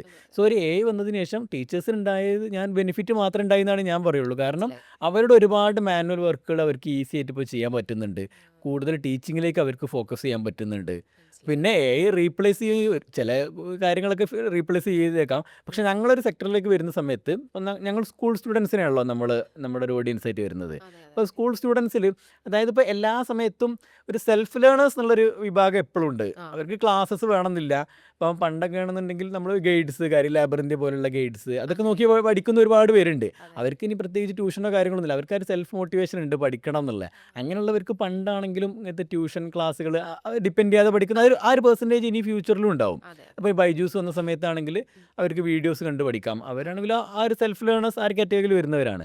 പക്ഷേ മെജോറിറ്റി ആൾക്കാരും 18 വയസ്സിന് താഴെയുള്ള അതായത് സ്കൂൾ സ്റ്റുഡൻസിൽ മെജോറിറ്റി ആൾക്കാരും ആ ഒരു മോട്ടിവേഷൻ ഇല്ലാത്തൊരു സ്റ്റുഡൻ്റാണ്. അവർക്ക് എപ്പോഴും ഒരു സപ്പോർട്ട് ലേണിങ്ങിലാണെങ്കിൽ ഒരു സപ്പോർട്ട് വേണ്ട സ്റ്റുഡൻസ് ആണ് മെജോറിറ്റി ആൾക്കാരും. സോ അങ്ങനെ ടീച്ചേഴ്സിൻ്റെ ഒരു ജോബ് ഒരു പെട്ടെന്ന് റീപ്ലേസ് ചെയ്യുമെന്ന് തോന്നുന്നില്ല. അതെ, ഈ കുട്ടികൾക്കാണ് എന്തിനാണ് ഞാൻ 1ാം ക്ലാസ് തൊട്ട് പഠിക്കുന്നതെന്നുള്ളതിന്റെ ക്ലിയർ ധാരണ പോലും കാണത്തില്ല അല്ലെ. ഈ 1, 2, 3 എന്നൊക്കെയുള്ള ക്ലാസ്സുകളിലൊക്കെ എന്തിനാണ് പഠിക്കുന്നത് എന്നുള്ള ധാരണ പോലും കാണില്ല. അപ്പോൾ കറക്റ്റ്ലി ആ ഒരു ഹ്യൂമൻ ഒരു ഗൈഡൻസ്, അതെ, ആ ഒരു ഇമോഷണൽ സപ്പോർട്ട് ആണെങ്കിലും അതെ. പിന്നെ മാത്രമല്ല ഇപ്പൊ നമ്മൾ വീട്ടിൽ സ്പെൻഡ് ചെയ്യുന്നതിനേക്കാൾ കൂടുതൽ സ്കൂളിലല്ലേ. അതെ അതായത് ഉറങ്ങാതെ ഒരു അലൈവായിട്ടൊരു 8 hours സ്കൂളിലാണല്ലോ ഇരിക്കുന്നത്. അപ്പോൾ ഡെഫിനറ്റ്ലി ഹ്യൂമൻ പ്രസൻസ് ഇല്ലെങ്കിൽ അത് ഭയങ്കര ബുദ്ധിമുട്ടാവുമെന്നാണ് തോന്നുന്നത്. പക്ഷെ സ്റ്റിൽ എപ്പോഴും ഒരു ഒരു കോയിന് 2 സൈഡ് ഉണ്ടെന്ന് പറഞ്ഞ പോലെ തന്നെ എന്ത് വന്നാലും 2 സൈഡ് ഓഫ് ഒരു ഒപ്പീനിയൻസ് ഉണ്ട്. പിന്നെ ജോബിന്റെ ഒരു നേച്ചർ ഒരു പക്ഷേ മാറിയേക്കാം. കംപ്ലീറ്റ്ലി ക്ലാസ്സിൽ നിന്ന് പഠിപ്പിക്കാൻ ചിലപ്പോൾ ക്ലാസ്സിൽ വേറെയും കുറച്ച് എക്സ്ട്രാ കരിക്കുലർ ആക്ടിവിറ്റീസ് അല്ലെങ്കിൽ അവർക്കൊരു ഗൈഡൻസ് മോട്ടിവേഷൻ അങ്ങനെ ടീച്ചറിൻ്റെ റോളിൽ ചെറിയ ചേഞ്ചസും കാര്യങ്ങളും എന്തായാലും വരും തന്നെയാണ് വിചാരിക്കുന്നത്. മനസ്സിലായി. പിന്നെ അതേപോലെ തന്നെ ഞാൻ ഈയിടെ കണ്ടു ഏതോ ഒരു കോളേജിൽ പോയപ്പോഴായിരുന്നു ടീച്ചർ ലീവ് വന്നു. അപ്പോൾ ഞാൻ പറഞ്ഞു അപ്പോൾ പിന്നെ എന്താ വെറുതെ ഇരിക്കാമല്ലോ. ഇല്ല, ടീച്ചർ വീട്ടിൽ നിന്ന് കോള് കണക്ട് ചെയ്തിട്ട് ക്ലാസ് എടുക്കുവാണ് എന്നൊക്കെ. അപ്പോൾ അതൊക്കെ ഒരു ഗുഡ് യൂസ് ഓഫ് ടെക്നോളജി ആണ് ശരിക്കും പറഞ്ഞു കഴിഞ്ഞാൽ. ബിക്കോസ് 1 മണിക്കൂർ എന്താ പറയുക സ്കിപ്പ് ചെയ്യാതെ if she haves time she can take the class എന്നുള്ള രീതിയിലുള്ളത്. പിന്നെ ടീച്ചേഴ്സിനാണെങ്കിലും ഇപ്പോൾ ഓഫ്ലൈനായിട്ട് പഠിപ്പിക്കുന്നത് ഇപ്പോൾ ഓൺലൈനിലേക്ക് മാറുന്ന സമയത്ത് ടീച്ചേഴ്സിന് ഒരുപാട് ബെനിഫിറ്റ്സ് ഉണ്ടായിട്ടുണ്ട്. അതെ. കാരണം അവർക്ക് ആ ട്രാവൽ ടൈം പലരും ഇല്ലേ 1 ഹവറിന് മുകളിലൊക്കെ ട്രാവൽ ചെയ്ത് ക്ലാസ് എടുക്കുന്ന ആൾക്കാരുണ്ട്. അതിൽ എക്സ്പെൻസിൻ്റെ കാര്യത്തിലാണെങ്കിലും ട്രാവൽ എക്സ്പെൻസ് അങ്ങനെ എല്ലാ കാര്യത്തിലും ഇപ്പോൾ അവർക്ക് വീട്ടിൽ അവരെ ഒരു കംഫർട്ട് സോണിൽ ഇരുന്നിട്ട് അവർക്ക് ക്ലാസ്സും കാര്യങ്ങളും എടുക്കാം. അവർ ലാപ്ടോപ്പും വൈഫൈ ഉണ്ടെങ്കിൽ എവിടെ വേണമെങ്കിലും അവർക്ക് ഇരുന്ന് ഫ്ലെക്സിബിളായി. അവരുടെ ടീച്ചേഴ്സിൻ്റെ സൈഡിൽ നിന്ന് നോക്കുകയാണെങ്കിൽ ഈ ഓൺലൈൻ ആ ഒരു റെവല്യൂഷൻ വന്നതിന് ശേഷം അവരുടെ റോള് ഭയങ്കര ഫ്ലെക്സിബിളായി. അവർക്ക് അവരുടെ കൺവീനിയൻറ്റ് സ്ഥലത്ത് വെച്ചിട്ട് കൺവീനിയൻറ്റ് ടൈമിൽ ക്ലാസ്സസ് കാര്യങ്ങൾ എടുക്കാം. അങ്ങനെ ഒരുപാട് ബെനിഫിറ്റ്സ് ടീച്ചേഴ്സിന് ഉണ്ടായിട്ടുണ്ട്. അതെ. പിന്നെ ക്ലാസ് കഴിഞ്ഞ് ട്യൂഷൻ ക്ലാസ്സിലേക്ക് പോകുന്ന ഒരു യാത്ര കുട്ടികൾക്കും ഒഴിവാക്കാം. അതെ വീട്ടിലിരുന്ന് അതെ തന്നെ അതെ അവരുടെ കംഫർട്ട് സ്പേസിലിരുന്ന് അവരുടെ സ്പേസിലിരുന്ന് പഠിക്കാം. വേറെ ഡിസ്ട്രാക്ഷൻസ് ഇല്ല. അതെ മറ്റു കുട്ടികളോ അല്ലെങ്കിൽ സാധാരണ പണ്ട് ട്യൂഷൻ ക്ലാസ്സിൽ പോയി കഴിഞ്ഞാൽ അവിടെ കുറച്ച് ഫ്രണ്ട്സ് ഇവരെ അങ്ങനെയൊക്കെ ആയിരുന്നു. അതെ അങ്ങനെയുള്ള ഒരു ഡിസ്ട്രാക്ഷൻസ് ഒന്നും ഇല്ല. അപ്പോൾ അതും ഒരു പോസിറ്റീവ് അതെ. പിന്നെ ഈ സൈഡാണ്. പേഴ്സണലൈസ്ഡ് ലേണിങ്ങിലേക്ക് വരുന്ന സമയത്ത് നമ്മൾ ഈ ട്യൂഷനിൽ ഇപ്പോൾ നമ്മൾ സ്കൂളിൽ കഴിഞ്ഞിട്ട് ട്യൂഷൻ പോകുന്ന കാര്യം പറഞ്ഞല്ലോ. അതെ അതെ അപ്പോൾ ഈ ട്യൂഷൻ പോകുന്നത് ഇപ്പം നമ്മളെ ട്യൂഷൻ സെൻറ്റേഴ്സിൽ ഇപ്പോൾ സ്കൂളിൽ അതേപോലെ തന്നെയാണ്. ക്ലാസ്സിൽ 40 പേര് 30 പേര് അത് സ്കൂളിൻ്റെ ഒരു റിപ്പീറ്റേഷൻ വീണ്ടും പഠിച്ചത് വീണ്ടും ഒന്ന് റിപ്പീറ്റ് ചെയ്യുക എന്നുള്ള ഒരു പ്രോസസ്സ് അവിടെ നടക്കുന്നുള്ളൂ. നമുക്കത് ഓൺലൈനിലാകുന്ന സമയത്തോ ഈ പേഴ്സണലൈസ്ഡ് ഇതിലേക്ക് വരുന്ന സമയത്ത് 1 to 1 ആയിട്ടാണ്. സോ ആ ഒരു കുട്ടി ഇപ്പോൾ പല കുട്ടികൾക്കും ഈ ക്ലാസ്സിൽ ഗ്രൂപ്പായിട്ടുള്ള ക്ലാസ്സുകൾക്ക് ക്വസ്റ്റ്യൻസ് ചോദിക്കാൻ മടിയായിരിക്കും. അപ്പോൾ ഞാൻ ചോദിക്കുന്നത് ഒരു തെറ്റാണോ അല്ലെങ്കിൽ ഒരു മണ്ടത്തരാണോ എല്ലാവർക്കും ഉള്ളൊരു കൺസേൺ ആണല്ലോ അത്. അപ്പോൾ ക്ലാസ്സിൽ ക്വസ്റ്റ്യൻസ് ചോദിക്കുന്നത് എപ്പോഴും ടോപ്പേഴ്സ് ആയിട്ടുള്ള കുട്ടികൾ മാത്രമായിരിക്കും ക്വസ്റ്റ്യൻസ് ചോദിക്കുന്നതും ആ ഒരു ക്ലാസ് കൊണ്ട് ബെനിഫിറ്റ് ഉണ്ടാകുന്നത് കൂടുതൽ അവർക്ക് ആ ഒരു കാറ്റഗറി ആൾക്കാർക്ക് മാത്രമായിരിക്കും. ആവറേജ് അല്ലെങ്കിൽ ബിലോ ആവറേജിലേക്ക് കുട്ടികൾക്ക് ഇപ്പോഴും പൊതുവെ ജനറലി അവർക്കൊരു മടി കാര്യങ്ങളുണ്ടാവും. സോ അങ്ങനത്തെ പ്രശ്നങ്ങളൊന്നും നമ്മൾ ഓൺലൈൻ ആ ഒരു പേഴ്സണലൈസ്ഡ് ലേണിങ്ങിലേക്ക് വരുന്ന സമയത്തില്ല. അവർക്ക് എന്ത് ഡൗട്ട്സ് അവർക്ക് ഓപ്പൺ ആയിട്ട് ചോദിക്കാം. അപ്പം നമ്മുടെ ടീച്ചേഴ്സിനുള്ള ട്രെയിനിങ് നമ്മൾ അങ്ങനെ തന്നെയാണ് കൊടുത്തിട്ടുള്ളത്. മാക്സിമം സ്റ്റുഡൻസിനെ കംഫർട്ടബിൾ ആക്കി അവരുടെ മാക്സിമം ക്വസ്റ്റ്യൻസ് ചോദിക്കാൻ അവരെ എൻകറേജ് ചെയ്യുക. ആ രീതിയിൽ തന്നെയാണ് നമ്മൾ ആ ട്രെയിനിങ്സും കാര്യങ്ങളൊക്കെ പ്ലാൻ ചെയ്തിട്ടുള്ളത്. എങ്ങനെ കറക്റ്റ് സിലബസ്, അതായത് ഇപ്പോൾ സ്കൂളിൽ പഠിപ്പിക്കുന്ന അതേപോലെ തന്നെ ആയിരിക്കും ട്യൂഷനും നിങ്ങളുടെ വരുന്നത് അല്ലേ? അതായത് ഇപ്പോൾ അവർ കവർ ചെയ്ത പോർഷൻസ് ബേസ് ചെയ്തിട്ട് തന്നെ ആയിരിക്കും ട്യൂഷൻസ് വരുന്നത്. ഈ പേഴ്സണലൈസ്ഡ് എന്ന് പറയുമ്പോൾ അങ്ങനെ തന്നെ ആയിരിക്കില്ല എക്സാക്ട്ലി. അതെ അതെ അതിൽ ചെറിയ കുറച്ച് ഡിഫറൻസ് ഉണ്ടാവും. ഞാൻ നേരത്തെ പറഞ്ഞല്ലോ, ഇപ്പോൾ സ്റ്റുഡൻറ്റ് എങ്ങനെയാണെന്നുള്ളത് മെഷർ ചെയ്തിട്ട് അതിനനുസരിച്ചായിരിക്കും ക്ലാസ്സുകൾ. ഇപ്പോൾ ഒരു സ്റ്റുഡൻറ്റ് 10th എത്തിയിട്ടുണ്ട്, പക്ഷേ ആ സ്റ്റുഡൻറ്റിന് 8th 9th ഫൗണ്ടേഷൻസ് ഒന്നും ഇല്ലാന്നുണ്ടെങ്കിൽ അത് കവർ ചെയ്തിട്ടല്ലേ പിന്നെ ആ ഒരു പോർഷൻ എടുത്തിട്ട് കാര്യമുള്ളൂ. അപ്പോൾ ആ രീതിയിലായിരിക്കും നമ്മുടെ ക്ലാസ്സസ് ഉണ്ടാവുക. പക്ഷെ അതൊന്നും ഒരു പേഴ്സണലൈസ്ഡ് അല്ലെങ്കിൽ അതൊന്നും നടക്കുന്ന കാര്യമല്ലല്ലോ. അതെ, ഇപ്പോൾ ട്രയാങ്കിൾ നേരത്തെ പറഞ്ഞ എക്സാമ്പിൾ നോക്കുകയാണെങ്കിൽ ഇപ്പോൾ ട്രയാങ്കിൾ 10th ഒരു ചാപ്റ്ററാണ്. സോ 8th 9th 7th നമ്മൾ ട്രയാങ്കിൾ ബേസിക്സ് പഠിക്കുന്നുണ്ട്. സോ ആ ബേസിക്സ് ഒന്നും അറിയാത്ത കുട്ടിയാണെന്നുണ്ടെങ്കിൽ ആ 10th പോർഷൻ ആ ടെക്സ്റ്റിലുള്ള കാര്യങ്ങൾ പഠിപ്പിച്ചിട്ട് കാര്യമില്ല അല്ലേ. സോ നമ്മുടെ ആ രീതിയിലായിരിക്കും. ഫൗണ്ടേഷൻ ഇല്ലാത്ത കുട്ടിയാണെങ്കിൽ ഫൗണ്ടേഷൻ കവർ ചെയ്ത് അതിലൊരു കോൺഫിഡൻസ് ബിൽഡ് ചെയ്തതിന് ശേഷമായിരിക്കും ആ ഇയറിലെ ടോപ്പിക്സ് കാര്യങ്ങളൊക്കെ കവർ ചെയ്യുന്നുണ്ടാവുക. അത് നല്ലൊരു എന്താ പറയാ, നല്ലൊരു ആംഗിളാണ് ടു ലുക്ക് ഇൻ ടു. ഞാൻ ആ ഒരു പോയിന്റ് ചിന്തിച്ചേ ഇല്ലായിരുന്നു. പക്ഷെ അത് ശരിക്കും നല്ലതാണ്. ബിക്കോസ് ഞാൻ പേഴ്സണലി പഠിക്കുന്ന സമയത്ത് എനിക്ക് ഇതേപോലത്തെ പ്രശ്നങ്ങളുണ്ടായിരുന്നു. അതായത് നമ്മൾ 8th ഇതന്നെ ഇതൊക്കെ ഇനി ആവശ്യമുണ്ടോ എന്ന് കരുതി പഠിക്കത്തില്ല. ലാസ്റ്റ് അവസാനം വരുമ്പോൾ ഇതായിരിക്കും 10th എത്തുമ്പോൾ മെയിനായിട്ട് ടോപ്പിക്കായിട്ട് വരുന്നത്. അപ്പോൾ ഭയങ്കര ബുദ്ധിമുട്ടാണ് ഫൗണ്ടേഷൻ ഇല്ലാതെ വരുന്ന സമയത്ത്. അപ്പോൾ അതുകൊണ്ടാണ് പല കുട്ടികൾക്കും അങ്ങനത്തെ ഒരു ബുദ്ധിമുട്ട് വരുന്നത്. കാരണം അവരെ ഫൗണ്ടേഷൻ ഇല്ലാത്ത കുട്ടികൾക്കാണ് വീണ്ടും ആ 10th ആ പോർഷൻസ് വീണ്ടും പഠിപ്പിക്കുന്നത്. ആ ഫൗണ്ടേഷൻ ഇല്ലാതെ പിന്നെ മുന്നോട്ട് പോകാന്ന് പറഞ്ഞാൽ ബുദ്ധിമുട്ടാണല്ലോ. അപ്പോൾ അത് ക്ലിയർ ചെയ്തിട്ടായിരിക്കും ആ ഒരു ടോപ്പിക്കിലേക്ക് നമ്മളും കവർ കിടക്കുന്നുണ്ടാവുക. അതെ, ഇപ്പൊ ഞാൻ പറഞ്ഞില്ലേ നല്ലൊരു ആംഗിളാണ് നോക്കാനുള്ളതെന്ന്. ഞാൻ നേരത്തെ പറഞ്ഞ ആംഗിൾ എന്ന് പേരിട്ടത് എന്താ ആ ഒരു ആംഗിളിലേക്ക് തിരിക്കാനാണോ? അങ്ങനെയൊക്കെ ഉള്ളൊരു കോമൺ ആയിട്ട് യൂസ് ചെയ്യുന്ന കുട്ടികളിൽ ബന്ധിക്കുന്ന ഒരു വാക്കാണ് ആംഗിൾ എന്ന് പറയുന്നത്. മാത്സ് പഠിക്കുമ്പോഴാണെങ്കിലും അല്ലാതാണെങ്കിലും ആംഗിൾ ഭയങ്കര ഇമ്പോർട്ടൻ്റാ. എന്തുകൊണ്ടാണ് ആംഗിൾ എന്ന് പേരിടാനായിട്ടുള്ളൊരു കാര്യം? നേരത്തെ പറഞ്ഞതുപോലെ തന്നെ നമ്മുടെ എഡ്യൂക്കേഷൻ ഒരു ഡിഫറൻ്റ് ആയിട്ടുള്ള രീതിയിൽ അപ്രോച്ച് ചെയ്യണമെന്ന് ആഗ്രഹം ഉണ്ടായിരുന്നു സ്റ്റാർട്ടിങ് മുതൽ തന്നെ. സോ നേരെ ഗ്രൂപ്പ് എന്നുള്ളതിന് പകരം ഒരു പേഴ്സണലൈസ്ഡ് ആയിട്ട് കൊടുക്കണം. മാക്സിമം സ്റ്റുഡൻസിൽ ഒരു ഇമ്പാക്റ്റ് ഉണ്ടാക്കണം. സോ കംപ്ലീറ്റ്ലി ഒരു ഡിഫറെൻറ്റ് ആംഗിളിൽ നിന്ന് എഡ്യൂക്കേഷനെ നോക്കി കാണണം. അതായിരുന്നു നമ്മുടെ ഒരു വിഷൻ സ്റ്റാർട്ടിങ് മുതൽ. അങ്ങനെയാണ് ആ ഒരു പേര് ആംഗിൾ എന്നുള്ള ഒരു പേര് വരുന്നത്. എന്തായാലും അത് നന്നായി. എനിക്ക് പറയുമ്പോഴേ ആ ഒരു ആംഗിൾ കൊള്ളാം എന്നൊക്കെ പറയുന്ന പോലെ ഭയങ്കര റിലേറ്റബിൾ ആയിട്ടുള്ളൊരു പേരാണ്. പിന്നെ ഞാൻ ഔട്ട് ഓഫ് ക്യൂരിയോസിറ്റി ചോദിക്കട്ടെ, ഈ KG സ്റ്റുഡൻസ് തൊട്ട് ട്യൂഷൻ കൊടുക്കുന്നുണ്ടെന്ന് പറഞ്ഞല്ലോ. How is it? KG സ്റ്റുഡൻസിനെ നമ്മൾ നേരിട്ട് പഠിപ്പിക്കാൻ തന്നെ ഭയങ്കര ബുദ്ധിമുട്ടല്ലേ? കാരണം അവർക്ക് they are figuring out world അല്ലേ? മൊത്തത്തിൽ അവർക്കെല്ലാം ക്യൂരിയോസിറ്റി. അപ്പോൾ പഠിക്കുക എന്ന് പറയുന്നത് തന്നെ ഇറ്റ്സ് ഭയങ്കര ക്യൂരിയസ് ആയിട്ടുള്ളൊരു കാര്യമാണ്. അപ്പോൾ എങ്ങനെയാണോ ട്യൂഷനിലേക്ക് വരുമ്പോൾ അതൊരു ഔട്ട് ഓഫ് ക്യൂരിയോസിറ്റി ഞാൻ ചോദിച്ചാണ് കേട്ടോ. അതെങ്ങനെയാണ്? അത് എനിക്കൊക്കെ കുറച്ച് ബുദ്ധിമുട്ട് തന്നെയാണ്. കാരണം ഞാൻ കുറച്ചുകൂടി വലിയ കുട്ടികൾക്കായിരുന്നു ക്ലാസ് എടുത്തിരുന്നത് സ്റ്റാർട്ടിങ് മുതൽ. ഒരു 8th മുതലുള്ള കുട്ടികൾക്കൊക്കെ ആയിരുന്നു. പക്ഷേ KG മുതൽ KG LKG UKG കുട്ടികൾക്ക് ക്ലാസ് എടുക്കുന്നത് മോണ്ടിസോറി ട്രെയിനിങ് കഴിഞ്ഞ ടീച്ചേഴ്സാണ്. സോ അവർ 1 year ഇതിൻ്റെ കംപ്ലീറ്റ് ട്രെയിനിങ് കിട്ടിയ ടീച്ചേഴ്സാണ്. എങ്ങനെ ആ ഒരു ഏജ് ഗ്രൂപ്പിലുള്ള കുട്ടികളെ എങ്ങനെ പഠിപ്പിക്കണം, അവരെങ്ങനെ എൻഗേജ് ചെയ്യിപ്പിക്കണം, അങ്ങനത്തെ കാര്യങ്ങളെല്ലാം കംപ്ലീറ്റ്ലി ഒരു ട്രെയിനിങ് കിട്ടിയ 1 year കംപ്ലീറ്റ്ലി അതിന് ട്രെയിനിങ് കിട്ടിയ ടീച്ചേഴ്സാണ് KG LKG UKG ഒക്കെ പഠിപ്പിക്കുന്നത്. സോ പിന്നെ അതെ ഫണ്ടാണ്. പിന്നെ ചില കുട്ടികൾക്കൊക്കെ പഠിപ്പിക്കുന്ന സമയത്ത് പാരൻസിൻ്റെയും കൂടി ഒരു സപ്പോർട്ട് വേണ്ടി വരും. ചിലർ ഓടി പോകും ക്ലാസ്സിൻ്റെ ഇടയിൽ. അങ്ങനെ പാരൻസിൻ്റെ അടുത്ത് സപ്പോർട്ട് വേണ്ടി വരും ചില കുട്ടികൾക്കൊക്കെ. നിങ്ങളെല്ലാം 5 പേരില്ലേ ഫൗണ്ടേഴ്സ്? അതെ 5 പേര്. നിങ്ങളെല്ലാവരും ഭയങ്കര മൾട്ടിനാഷണൽ കമ്പനീസിൽ വർക്ക് ചെയ്തിരുന്നവരാണ്. അത് ഞാൻ ഇൻഫോസിസിൽ വർക്ക് ചെയ്തിരുന്ന ആളാണ്. എവിടെയായിരുന്നു ഇൻഫോസിസ്? ഞാൻ ട്രിവാൻഡ്രം ആയിരുന്നു റിസൈഡ് ചെയ്യുന്നതിന് മുന്നേ. പിന്നെ പൂനെ, മൈസൂർ അവിടെയൊക്കെ വർക്ക് ചെയ്തിട്ടുണ്ട്. പക്ഷെ എൻ്റെ സാലറി എനിക്ക് ഭയങ്കര കുറവായിരുന്നു കമ്പയർഡ് ടു ദിസ് ജോബ്. പക്ഷെ സ്റ്റിൽ എനിക്ക് ഭയങ്കര റെസ്പെക്റ്റ് ഉള്ള ജോലി തന്നെയാണ്. MNCസിൽ വർക്ക് ചെയ്യാന്ന് പറഞ്ഞു കഴിഞ്ഞാൽ അതൊരു വേറെ തന്നെ കൾച്ചറല്ലേ. നമ്മളുടെ ഒരു ലൈഫിനെ വേറെ രീതി ഷെയ്പ്പ് ചെയ്യുന്നൊരു എന്നാണല്ലോ. അതെ. അപ്പൊ അതുകൊണ്ട് തന്നെ ഞാൻ ചോദിക്കുകയാണ്, അവിടെ തന്നെ ഞാൻ ഒത്തിരി പേരെ നല്ല നല്ല പൊസിഷനിൽ, നല്ല നല്ല സാലറിയിൽ, നല്ല കംഫർട്ട് സോണാണ് അവിടെ എന്ന് പറഞ്ഞു കഴിഞ്ഞാൽ അല്ലേ? ശരിക്കും അതെ. ബിക്കോസ് ചില എന്താ പറയുക, ഇപ്പോൾ ഇൻഫോസിസ് പോലുള്ള കമ്പനീസിലൊക്കെ കയറി കഴിഞ്ഞാൽ മറ്റേ ഗവൺമെന്റ് ജോലി എന്നാണ് ആൾക്കാർ ചിലർ പറയുന്നത്. അപ്പാർട്ട് ഫ്രം ലേ ഓഫ് ഒഴിച്ചു വെച്ചാൽ എല്ലാവരും പറയുന്നത് അങ്ങനെയാണ്. അപ്പം അങ്ങനെയുള്ള ഒരു കംഫർട്ട് സോണ് ബ്രേക്ക് ചെയ്ത് നമുക്ക് ഇങ്ങനെ ഒരു കാര്യം ചെയ്യാം. അതിന്റെ പുറകിൽ ടീച്ചിങ്ങിനോടുള്ള ഒരു ഇഷ്ടമുണ്ടോ? അതോ എന്താണ് 5 സുഹൃത്തുക്കൾക്ക് അങ്ങനെ ഒരു തോട്ട് വരാനായിട്ടുള്ളൊരു കാര്യം? ഓക്കെ. അപ്പോൾ ഞങ്ങൾ പഠിച്ചത് തിരുവനന്തപുരത്തായിരുന്നു പഠിച്ചിട്ടുണ്ടായിരുന്നത്. Okay. College of engineering Trivandrum അവിടെയായിരുന്നു പഠിച്ചിട്ടുണ്ടായിരുന്നത്. ഓക്കെ. സോ അവിടെ പഠിക്കുന്ന സമയത്ത് തന്നെ ഒരു തേർഡ് ഇയർ ഒക്കെ ആയ സമയത്ത് ഒരു പോക്കറ്റ് മണിക്ക് വേണ്ടിയിട്ട് ഹോം ട്യൂഷൻസ് കാര്യങ്ങളൊക്കെ എടുക്കാറുണ്ടായിരുന്നു ചെറിയ രീതിയിൽ. ഞങ്ങൾ 5 പേരിൽ 3 പേര്, ഉം, ഉം, ഉം. ഞാൻ, നവജോത്, അൽഷാദ്, ഞങ്ങൾ 3 പേര് അങ്ങനെ അങ്ങനെ എടുക്കാറുണ്ടായിരുന്നു. ഓക്കെ. സോ അന്ന് ഈ ഹോം ട്യൂഷൻ ആകുമ്പോൾ നമ്മൾ സ്റ്റുഡൻസിൻ്റെ വീട്ടിൽ പോയിട്ടാണല്ലോ ക്ലാസ് എടുക്കുക. ഉം. അവിടെ നിയർ ബൈ ആയിട്ടുള്ള നമ്മളെ ഹോസ്റ്റലിൽ നിന്ന് അടുത്തുള്ള വീടുകളിലൊക്കെയായിരുന്നു അന്ന് എടുത്തിട്ടുണ്ടായിരുന്നത്. സോ അന്ന് എഞ്ചിനീയറിംഗ് സ്റ്റുഡൻസിന് തന്നെ ആണോ? അല്ലല്ലോ, സ്കൂൾ സ്റ്റുഡൻസിന്. സ്റ്റുഡൻസ്. ഞാനൊക്കെ മാത്സ് ആയിരുന്നു എടുത്തിട്ടുണ്ടായിരുന്നത് ആ സമയത്ത്. മാത്സിൽ പുലിയാണ്. മാത്സ് ആയിരുന്നു എടുത്തിട്ടുണ്ടായിരുന്നത്. സോ അന്ന് തന്നെ നമുക്കറിയാം അങ്ങനെ ഒരു 1 to 1 ആയിട്ട് ക്ലാസ് കൊടുക്കുന്ന സമയത്ത് എത്രത്തോളം ഇമ്പാക്റ്റ് ഉണ്ടാക്കാൻ പറ്റുന്നുണ്ട് എന്നുള്ളത് അന്നൊരു ഐഡിയ ഉണ്ടായിരുന്നു. മനസ്സിലായി. പക്ഷേ പിന്നെ അത് ആ കോളേജ് കഴിഞ്ഞതിന് ശേഷം കമ്പനീസിലൊക്കെ പ്ലേസ്ഡ് ആയി. പിന്നെ ആ ഒരു ഫീൽഡിലേക്ക് അങ്ങനെ നോക്കിയിട്ടുണ്ടായിരുന്നില്ല ആദ്യത്തെ ഒരു വർഷം. പിന്നെ ഒരു 2017 ആവുന്ന സമയത്ത് ഈ ഒരു MNC അതൊരു ഒന്ന് വിടണം എന്നുള്ളൊരു ആഗ്രഹം ഉണ്ടായിരുന്നു. പക്ഷെ എന്ത് ചെയ്യണം എന്നുള്ളതിനെ കുറിച്ചൊരു ഐഡിയ ഇല്ലായിരുന്നു. ആ സമയത്തിന് എൻ്റെ കോഫൗണ്ടർ നവജോതായിരുന്നു ഇങ്ങനെ പറഞ്ഞിട്ടുണ്ടായിരുന്നത്. ഈ ഒരു പേഴ്സണലൈസ്ഡ് ലേണിംഗ് അതിൽ നമുക്കൊരു ഒരു ഒരു ഒരു സ്കോപ്പ് കാണുന്നുണ്ട്. കാരണം നമ്മളത് എക്സ്പീരിയൻസ് ചെയ്താണല്ലോ. കാരണം എത്രത്തോളം ഇമ്പ്രൂവ്മെൻ്റ് ഒരു കുട്ടിയിൽ ഉണ്ടാക്കാൻ പറ്റുന്നുണ്ട് എന്നുള്ളത് നമ്മളന്ന് കറക്റ്റ് കോളേജ് സമയത്ത് തന്നെ തേർഡ് ഇയർ ഫൈനൽ ഇയർ സമയത്ത് നമുക്ക് മനസ്സിലായതായിരുന്നു. സോ അന്ന് ഇങ്ങനെ ഒരു ഐഡിയ പറഞ്ഞു.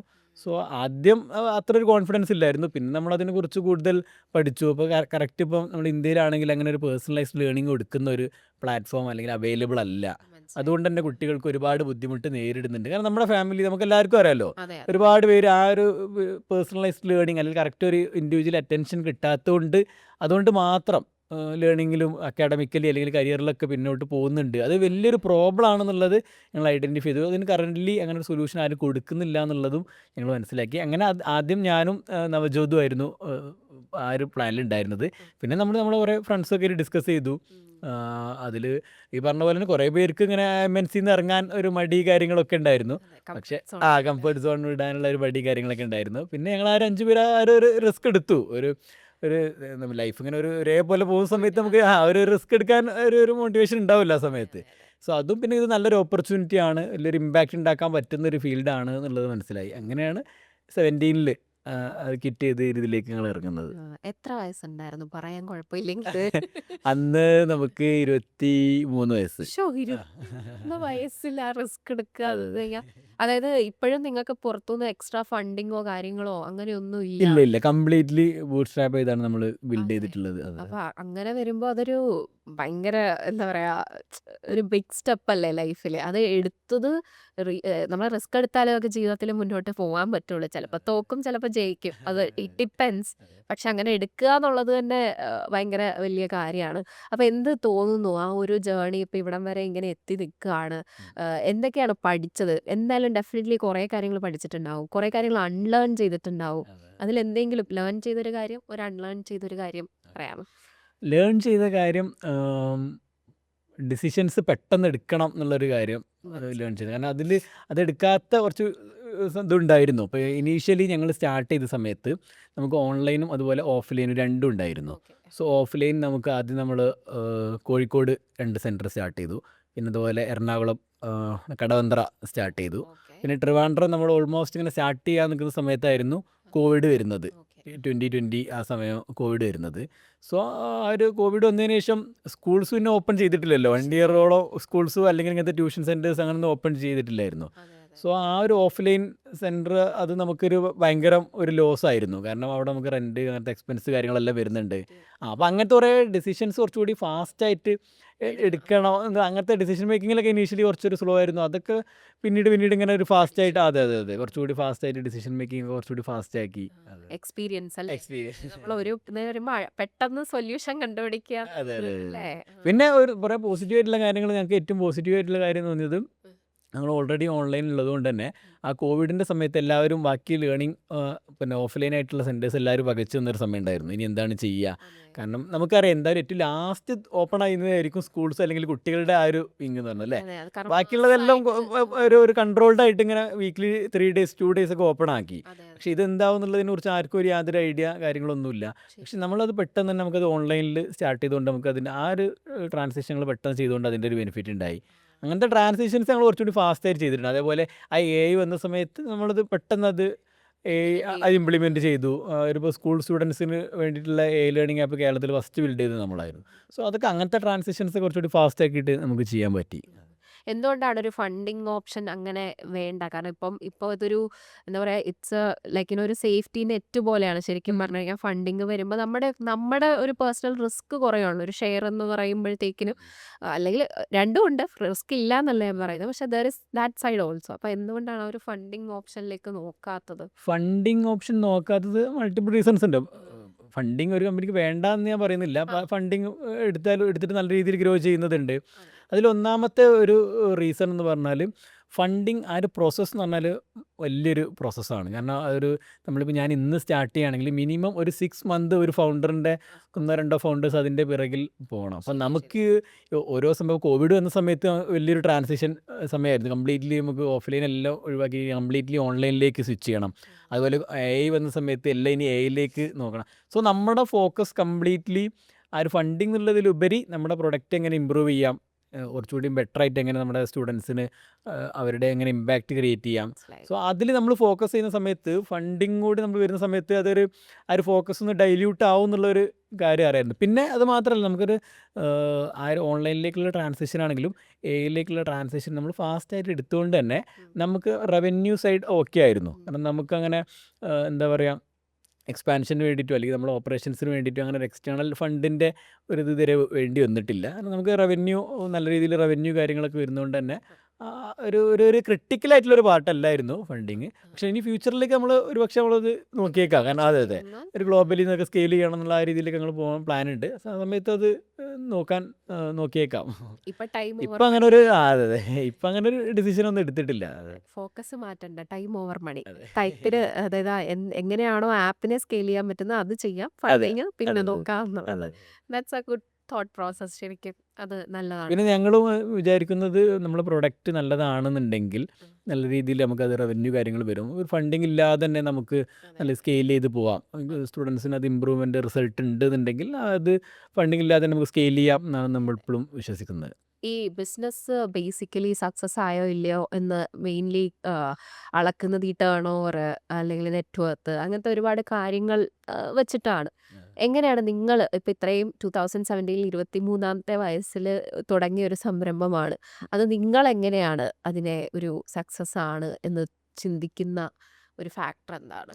അത് മൾട്ടിപ്പിൾ കാര്യങ്ങളുണ്ട്. ഇപ്പോൾ ഒബിയസ്ലി നമ്മളൊരു എട്ടെക് സ്റ്റാർട്ടപ്പ് ആയതുകൊണ്ട് തന്നെ സ്റ്റുഡൻസിൽ ഉണ്ടാക്കുന്ന ഇമ്പാക്റ്റ് അൾട്ടിമേറ്റ്ലി അതാണല്ലോ. ഒരു സ്റ്റുഡൻ്റ് ഒരു ഇമ്പാക്റ്റ് ഉണ്ടാകുന്ന സമയത്താണ് നമുക്ക് ആ ഒരു ഹാപ്പിനെസ് കിട്ടുന്നത്. മാത്രമല്ല അപ്പോഴാണ് അവർ അടുത്തൊരു സ്റ്റുഡൻറ്റിനെ റെഫർ ചെയ്യുന്നത്, അവർ നെക്സ്റ്റ് ഇയറിലും കണ്ടിന്യൂ ചെയ്ത് പോകുന്നത്. നമുക്ക് ബിസിനസ് വൈസ് ആണെന്നുണ്ടെങ്കിലും നമുക്ക് അൾട്ടിമേറ്റ്ലി ഒരു റിസൾട്ട് വേണമെന്നുണ്ടെങ്കിൽ സ്റ്റുഡൻസിൽ ഇമ്പാക്റ്റ് വേണം അല്ലേ.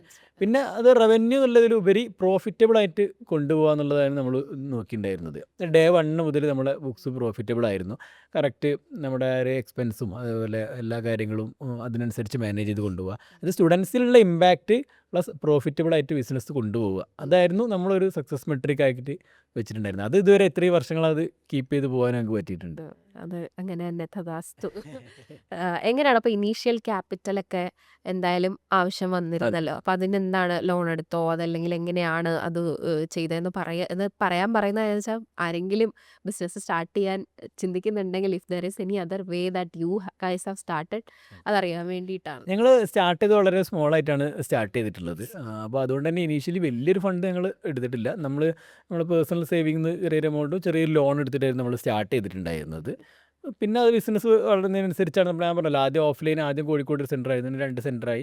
ബിസിനസ് വളരുന്നതിനനുസരിച്ചാണ് പിന്നെ നമ്മളത് ഇൻവെസ്റ്റ് ചെയ്തിട്ടുള്ളത്. ഇത് ചെറിയ രീതിയിൽ സ്റ്റാർട്ട് ചെയ്തു, റിസൾട്ട് വരുന്നതിനനുസരിച്ച് ഇങ്ങനെ സ്കെയിൽ ചെയ്തു. അതായിരുന്നു ഞങ്ങൾ ചെയ്തിട്ടുണ്ടായിരുന്നത്. ഇപ്പൊ മുൻപേ മെൻഷൻ ചെയ്തൊരു കമ്പനി അടക്കം ഒരുപാട് ടെക് കമ്പനീസിന്റെ ഡൗൺഫോൾ നമ്മൾ കണ്ടിട്ടുണ്ട്. ബിക്കോസ് ഇപ്പം കോവിഡ് വന്ന സമയത്ത് ബൂം ചെയ്ത ഒരു ഏരിയ ഓഫ് ബിസിനസ് ആണ് ഈ ടെക് കമ്പനീസ് എന്ന് പറയുന്നത്. ഒരുപാടുണ്ട് ഇപ്പോൾ. അപ്പോൾ ഒന്ന് കോമ്പറ്റീഷൻ ഇസ് ദെയർ, ഒന്ന് ഡൗൺഫോൾസ് നമുക്ക് കാണാൻ പറ്റുന്നുണ്ട്. അപ്പോൾ എങ്ങനെയാണ് അതിനൊക്കെ വേണ്ടി നിങ്ങൾ മെന്റലി പ്രിപ്പയർ ചെയ്യുന്നത്? Like we have to be prepared അല്ലേ? നമ്മൾ ബിസിനസ്സിൽ ഇരിക്കുമ്പോൾ നമ്മൾ എന്തിനും റെഡി ആയിരിക്കണം അല്ലേ? അങ്ങനെയുള്ളൊരു കാര്യങ്ങളെക്കുറിച്ച് ചിന്തിച്ചിട്ടുണ്ടോ? ലൈക്ക് മെൻ്റലി പ്രിപ്പയർഡ് ആയിട്ട് നിൽക്കുക എന്നുള്ളതല്ല, ഓരോ സിറ്റുവേഷൻസ് വരുമ്പോഴാണ് നമ്മളും ഒരുപാട് ഡൗൺഫോൾസ് നമുക്കും ഉണ്ടായിട്ടുണ്ട്. പല സമയങ്ങളിലും നമുക്ക് അതിൻ്റെതായിട്ടുള്ള ബുദ്ധിമുട്ടുകളും ചലഞ്ചസും കാര്യങ്ങളൊക്കെ വരുന്നുണ്ട്. സോ നേരത്തെ ഞാൻ പറഞ്ഞതുപോലെ തന്നെ അതിന്ന് നമ്മൾ പഠിക്കുക, നെക്സ്റ്റ് വീണ്ടും അങ്ങനത്തെ മിസ്റ്റേക്സ് ഇങ്ങനെ ആവർത്തിക്കാതിരിക്കുക. പിന്നെ ഈ പറഞ്ഞതുപോലെ തന്നെ ഈ ഡൗൺഫോൾസ് വരുന്നത് ഇപ്പോൾ പേരെടുത്ത് പറയുന്നില്ല, ഒരുപാട് ഡൗൺഫോൾസ് ടെക്കിൽ ഉണ്ടായിട്ടുണ്ടല്ലോ. അതെ അപ്പം അതെ അതിൽ കൂടുതലും ഞാൻ മനസ്സിലാക്കിയിട്ടുള്ളത് ഈ ഫണ്ട് റേസ് ചെയ്ത കമ്പനീസ് ഉണ്ട്, ഒരുപാട് ഇൻവെസ്റ്റ്മെൻറ്റ് എടുത്ത് പിന്നെ ഇൻവെസ്റ്റർ പ്രഷർ കാരണം അവർ ആ ഒരു സ്റ്റുഡൻറ് സൈഡ് അല്ലെങ്കിൽ കസ്റ്റമർ സൈഡ് നോക്കാതെ കംപ്ലീറ്റ്ലി ആ ഒരു ബിസിനസ് സൈഡ് സ്കെയിലിംഗ് എന്നുള്ളൊരു കാര്യം മാത്രം പോയത് കൊണ്ട് എട്ടെക്കിൽ ഒരുപാട് ഡൗൺഫോൾസ് കാര്യങ്ങൾ ഉണ്ടായിട്ടുണ്ട്. എട്ടെക്കിൽ ഞാൻ അൾട്ടിമേറ്റ്ലി മനസ്സിലാക്കിയത് നമുക്ക് ആ ഒരു സ്റ്റുഡൻസിൽ ഇമ്പാക്റ്റ് ഉണ്ടാവാതെ നമുക്കിത് സ്കെയിൽ ചെയ്യാൻ പറ്റില്ല. സ്റ്റുഡൻസിൽ അവർ ഹാപ്പി ആവണം, അവർ നമുക്കൊരു റേറ്റിംഗ് 10/10 തരണം, അവർക്ക് അക്കാഡമിക്കലി ഇമ്പ്രൂവ്മെൻറ്റ് വേണം, അവർക്ക് പാരൻസിന് ആ ഒരു നമ്മൾ ഒരു സ്റ്റുഡൻറ്റിനെ അവിടെ ചേർത്തി കഴിഞ്ഞാൽ പിന്നെ ഒരു പീസ് ഓഫ് മൈൻഡ് വേണം. അതില്ല എന്നുണ്ടെങ്കിൽ ഏതൊരു ടെക് കമ്പനിയോ അത് സ്കെയിൽ ചെയ്യാന്ന് പറഞ്ഞാൽ ബുദ്ധിമുട്ടാണ്. സോ ഞങ്ങൾ ഒരു ഡേ 1 മുതൽ നമ്മൾ ഫോക്കസ് ചെയ്ത ഒരു ഏരിയ എന്ന് പറഞ്ഞാൽ അത് തന്നെയായിരുന്നു, ആ ഒരു ഇമ്പാക്റ്റ് ക്രിയേറ്റ് ചെയ്യുക എന്നുള്ളത് തന്നെയായിരുന്നു. ഈ ബിസിനസ് ചെയ്യുന്നവരുടെ ഊണിലും ഉറക്കത്തിലും ബിസിനസ് ആണെന്ന് കേട്ടിട്ടുണ്ട്. സത്യമാണോ? നമ്മൾ നേരത്തെ പറഞ്ഞതുപോലെ തന്നെ ഒരു ഒന്ന് പറഞ്ഞു വേണം. ഏഹ്, ആണെന്ന് വേണമെങ്കിൽ പറയാം. കാരണം ഫുൾ ടൈം നമ്മൾ ആ ഒരു തോട്ട് തന്നെ ആയിരിക്കുമല്ലോ. നമുക്കിപ്പോൾ രാവിലെ ഏതൊരു പ്രോഗ്രാമിന് പോവുകയാണെങ്കിലും നമുക്ക് ആ ഒരു തോട്ട് പ്രോസസ് എപ്പോഴും നമ്മളെ മൈൻഡിൽ ഉണ്ടാവും. അതായിട്ട് കണക്റ്റഡല്ല, നമ്മളെ തോട്ടാണെങ്കിലും നമ്മളെല്ലാ ആക്ഷൻസും ആണെങ്കിലും അതായിട്ട് എന്തെങ്കിലും രീതിയിലൊരു കണക്റ്റഡ് ആയിരിക്കും. ഡെഫിനറ്റ്ലി. ഈ മാർക്കറ്റിംഗ് ഭയങ്കരമായിട്ട് ഈസി ആയി കോവിഡ് വന്നതിന് ശേഷം, അല്ലെങ്കിൽ ഇൻസ്റ്റഗ്രാം റീൽസ് അല്ലെങ്കിൽ ഇപ്പോൾ ഫേസ്ബുക്ക് ആഡ്സ് എല്ലാം വന്നതിന് ശേഷം ഭയങ്കരമായിട്ട് മാർക്കറ്റിംഗ് ഏത് ബിസിനസ് ആണെങ്കിലും ഓക്കെ. പേഴ്സണൽ ഗ്രോത്ത് ആണെങ്കിൽ പോലും ഭയങ്കര ഈസി ആയിട്ടുള്ള ഒരു ഏരിയയാണ്. അപ്പോൾ എങ്ങനെയാണ് ഒരു എഡ്ടെക് കമ്പനി അല്ലെങ്കിൽ ആംഗിളിന് അത് യൂസ്ഫുൾ ആയതെന്ന് പറയാം. ഓക്കെ. അത് ഇനീഷ്യലി കോവിഡ് വന്ന സമയത്ത് നേരത്തെ പറഞ്ഞ പോലെ തന്നെ എല്ലാ ട്രാൻസിഷൻസും ഞങ്ങൾ കുറച്ച് ഫാസ്റ്റ് ആയിട്ട് തന്നെ ചെയ്തിട്ടുണ്ടായിരുന്നു. പെട്ടെന്ന് തന്നെ ഞങ്ങളും ആ ഒരു ഓൺലൈൻ മാർക്കറ്റിംഗ് അല്ലെങ്കിൽ ഡിജിറ്റൽ മാർക്കറ്റിംഗ് ഇതിലേക്ക് ഞങ്ങളും സ്റ്റാർട്ട് ചെയ്തിട്ടുണ്ടായിരുന്നു. അപ്പോൾ ഇനീഷ്യലി ഭയങ്കര ഹെൽപ്ഫുൾ ആയിരുന്നു. കാരണം നമുക്ക് ഓഫ്ലൈനായിട്ട് മാർക്കറ്റിംഗ് അല്ലെങ്കിൽ ബ്രാൻഡിങ് എന്ന് പറഞ്ഞാൽ ഒരുപാട് ടൈം ടേക്കിംഗ് പ്രോസസ്സാണ്, ഒരുപാട് എക്സ്പെൻസീവ് ആണ്. പക്ഷേ ഇത് ഇനീഷ്യലി ഈസി ആയിരുന്നു. പക്ഷേ ഈ ഒരു കാര്യം നമുക്ക് മാത്രമല്ലല്ലോ, ഒരുപാട് കോമ്പറ്റീറ്റേഴ്സ് ഉണ്ടല്ലോ. കാരണം അതെ അതെ അതെ. ഏറ്റവും കൂടുതൽ ഒരു കോമ്പറ്റീഷൻ നടക്കുന്ന ഒരു മേഖലയാണ് എഡ്ടെക് എന്ന് പറഞ്ഞാൽ. സോ അവിടെ എല്ലാവരും ഈ ഒരു പിന്നെ ഇൻസ്റ്റഗ്രാം അല്ലെങ്കിൽ സോഷ്യൽ മീഡിയ കാര്യങ്ങളൊക്കെ യൂസ് ചെയ്ത സമയത്ത് നമുക്ക് നല്ല കോമ്പറ്റീഷനായി. കാരണം എല്ലാവരും ടാർഗറ്റ് ചെയ്യുന്നത് സെയിം ഒരു ഓഡിയൻസിനാണ്. അതെ പക്ഷെ ഒരുപാട് എഡ്ടെക് കമ്പനീസ് ഉണ്ട്. അപ്പോൾ അതെ പാരൻസിനാണെങ്കിൽ തന്നെ കൺഫ്യൂഷൻ ആയിരിക്കും ഇവിടെ. കാരണം എല്ലാവരും റീൽ കാണുന്ന സമയത്ത് ഒരു 1 അവർ നമ്മൾ ജസ്റ്റ് ഒരു ഇൻസ്റ്റഗ്രാമിൽ അതെ. നോക്കിക്കഴിഞ്ഞാൽ മിനിമം ഒരു 10-12 കമ്പനീസിൻ്റെ ആഡ്സ് റീൽസ് കാര്യങ്ങളൊക്കെ കാണാം. എസ്പെഷ്യലി ആ ടാർഗറ്റ് ഓഡിയൻസിൽ ആ എന്തായാലും കാണാൻ പറ്റും അതെ ആ അതെ ഒരു അതെ ആഡ്സ്. അതെ അതെ. സോ ആ സമയത്ത് നമ്മൾ കൂടുതൽ ഫോക്കസ് ചെയ്തത് മാർക്കറ്റിംഗ് ആണെങ്കിൽ നമ്മൾ പിന്നെ നമ്മൾ ക്ലാസ്സിൽ നമ്മൾ ചെയ്യുന്ന കാര്യം മാക്സിമം ഇമ്പാക്റ്റ് കൊടുക്കുക എന്നുള്ള കാര്യം അത് തന്നെയായിരുന്നു നമ്മൾ സോഷ്യൽ മീഡിയയിലും ട്രൈ ചെയ്തിട്ടുണ്ടായിരുന്നത്. നമ്മൾ ഒരുപാട് ഓൺലൈനായിട്ട് വർക്ക്ഷോപ്സ്, വെബിനാർസ്, അവർക്ക് നമ്മൾ ഈ ഒരു ഫീൽഡിൽ എക്സ്പേർട്സ് ആണ്, നമ്മുടെ ടീച്ചേഴ്സ് അടിപൊളിയാണ്. നമ്മളിപ്പോൾ ഇപ്പോൾ റീസെൻ്റ്ലി വന്നാണെങ്കിൽ AI ലേണിംഗ് പ്ലാറ്റ്ഫോം ഒരു യൂസ്ഫുൾ ആയിട്ടുള്ള ഒരു AI ടൂളാണ്. അങ്ങനെ മാക്സിമം ആ കാര്യങ്ങൾ മാക്സിമം വെബിനാറിലൂടെയും വർക്ക്ഷോപ്പിലൂടെയും യൂട്യൂബ് വീഡിയോസിലൂടെയും ആൾക്കാരിലേക്ക് എത്തിച്ച് ആ ഒരു ട്രസ്റ്റ് ബിൽഡ് ചെയ്യുക. അങ്ങനെയാണ് ഞങ്ങൾ ആ ട്രസ്റ്റ് ബിൽഡ് ചെയ്ത് ഇപ്പം കാണുന്ന ഈ ഒരു കസ്റ്റമർ ബേസിലേക്ക് നമ്മൾ എത്തിയിട്ടുള്ളത്. ഈ ട്രയൽസിന് പകരം ഇങ്ങനെയുള്ള വെബിനാർസ്, യൂട്യൂബ് വീഡിയോസ്, അങ്ങനെ ട്രയൽസ് ആയിട്ട് അങ്ങനെ ട്രയൽസ് ആയിട്ട് കൊടുക്കുന്നുണ്ട്. അതായത് ഇപ്പോൾ അവർക്ക് trial class, initial trial class അവർക്ക് ഫ്രീ ആണ്. അതുപോലെ ഞാൻ AI ടൂളിൻ്റെ കാര്യം പറഞ്ഞല്ലോ, നമ്മൾ AI ടൂൾ അവർക്ക് 1 മന്ത് കംപ്ലീറ്റ്ലി ഫ്രീ ആയിട്ട് യൂസ് ചെയ്യാം. സോ അവർക്കും അതൊന്ന് യൂസ്ഡ് ആവും, എന്തൊക്കെ ഫീച്ചേഴ്സ് ഉണ്ട്, എന്തൊക്കെ ഹെൽപ്ഫുൾ ഫീച്ചേഴ്സ് ഉണ്ട്, അവർക്കത് അവർ അക്കാഡമിക്കലി അല്ലെങ്കിൽ അവരുടെ എക്സാം പ്രിപ്പറേഷൻ എത്രത്തോളം ഈസി ആയിട്ട് അവർക്ക് അതിനെ ഹെൽപ്പ് ചെയ്യും.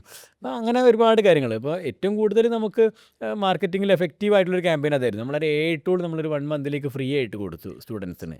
സോ ഫ്രീ ആയിട്ട് കൊടുത്തുകൊണ്ട് ഒരുപാട് ഡൗൺലോഡ്സ്, സൈനപ്സ് കാര്യങ്ങൾ അതിൽ വന്നു.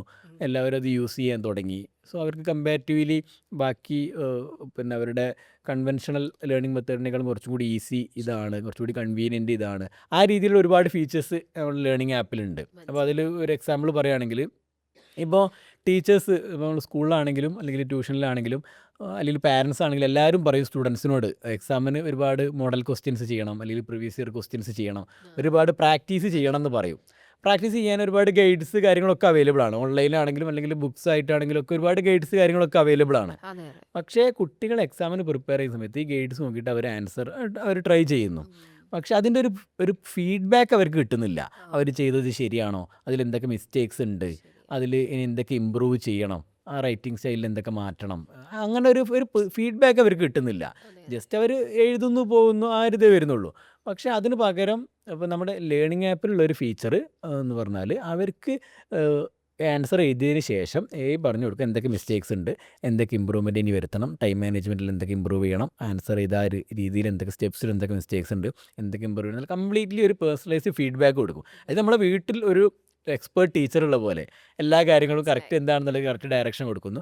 സോ മാർക്കറ്റിങ്ങിൻ്റെ കാര്യം പറഞ്ഞ സമയത്ത് ഈ ഒരു ഫീച്ചറൊക്കെ അവരൊരു 1 മന്ത് യൂസ് ചെയ്യുന്ന സമയത്ത് അവർക്ക് ഭയങ്കര ഒരു ബെനിഫിറ്റ് ആണെന്നുള്ളൊരു ഫീഡ്ബാക്ക് അവർ കിട്ടുന്നുണ്ട്. സോ അവരത് മെജോറിറ്റി ആൾക്കാരും നമ്മളൊരു ഫുൾ ഒരു പിന്നെ ഒരു കസ്റ്റമർ എന്നുള്ള രീതിയിലേക്ക് ആവാൻ ആ ഒരു ക്യാമ്പയിൻ, ആ ഒരു ഫ്രീ നമ്മുടെ ലേണിംഗ് ആപ്പ് ഒരു 1 മന്തിലേക്ക് ഫ്രീ ആയിട്ട് കൊടുത്ത ഒരു ക്യാമ്പയിൻ. സബ്സ്ക്രിപ്ഷൻ അതെ അതെ, അത് നല്ല രീതിയിൽ നമ്മൾ ചാറ്റ് ജി പി ടിൻ്റെ ഒക്കെ പോലെ തന്നെ, ചാറ്റ് ജി പി ടി ഒക്കെ നമ്മൾ ആദ്യം ഫ്രീ ആയിട്ടാണല്ലോ യൂസ് ചെയ്തത്. അതെ അതെ പക്ഷേ ആ ജെമിനി ആണെങ്കിലും അതിൻ്റെ ഒരു ബെനിഫിറ്റ് നമ്മൾ മനസ്സിലാക്കുന്ന സമയത്താണല്ലോ നമ്മൾ അതിൻ്റെ ഒരു പെയ്ഡിലേക്ക് പോകുന്നത്. അതെ അതെ ആ ഒരു സെയിം സ്ട്രാറ്റജി ആയിരുന്നു മാർക്കറ്റിങ്ങിൽ ഞങ്ങളും യൂസ് ചെയ്തിട്ടുണ്ടായത്. അതിന്റെ ഒരു യൂസ് അറിഞ്ഞു കഴിയുമ്പോഴത്തേക്കും there is no going back. ഇപ്പൊ ഗൂഗിളിനേക്കാൾ കൂടുതൽ നേരെ പോയി ചാറ്റ് ജി പി ടിയുടെ അടുത്താണ് പോവുക. നേരെ അതുപോലെ തന്നെ പഠിക്കാനായിട്ട് ഇത്രയും നമ്മളെ സപ്പോർട്ട് ചെയ്യുന്ന ഒരു സിസ്റ്റം ഉണ്ടാവുക എങ്കിൽ അവിടെ തന്നെ പോവാം എന്നുള്ളൊരു ഇതും കൂടി അതെ അതെ അതിൽ എക്സാക്ട്ലി, അതെ അല്ലേ? അതെ അല്ല നല്ലൊരു അതെ ഗുഡ് മാർക്കറ്റിംഗ് ടെക്നിക്കാണത്.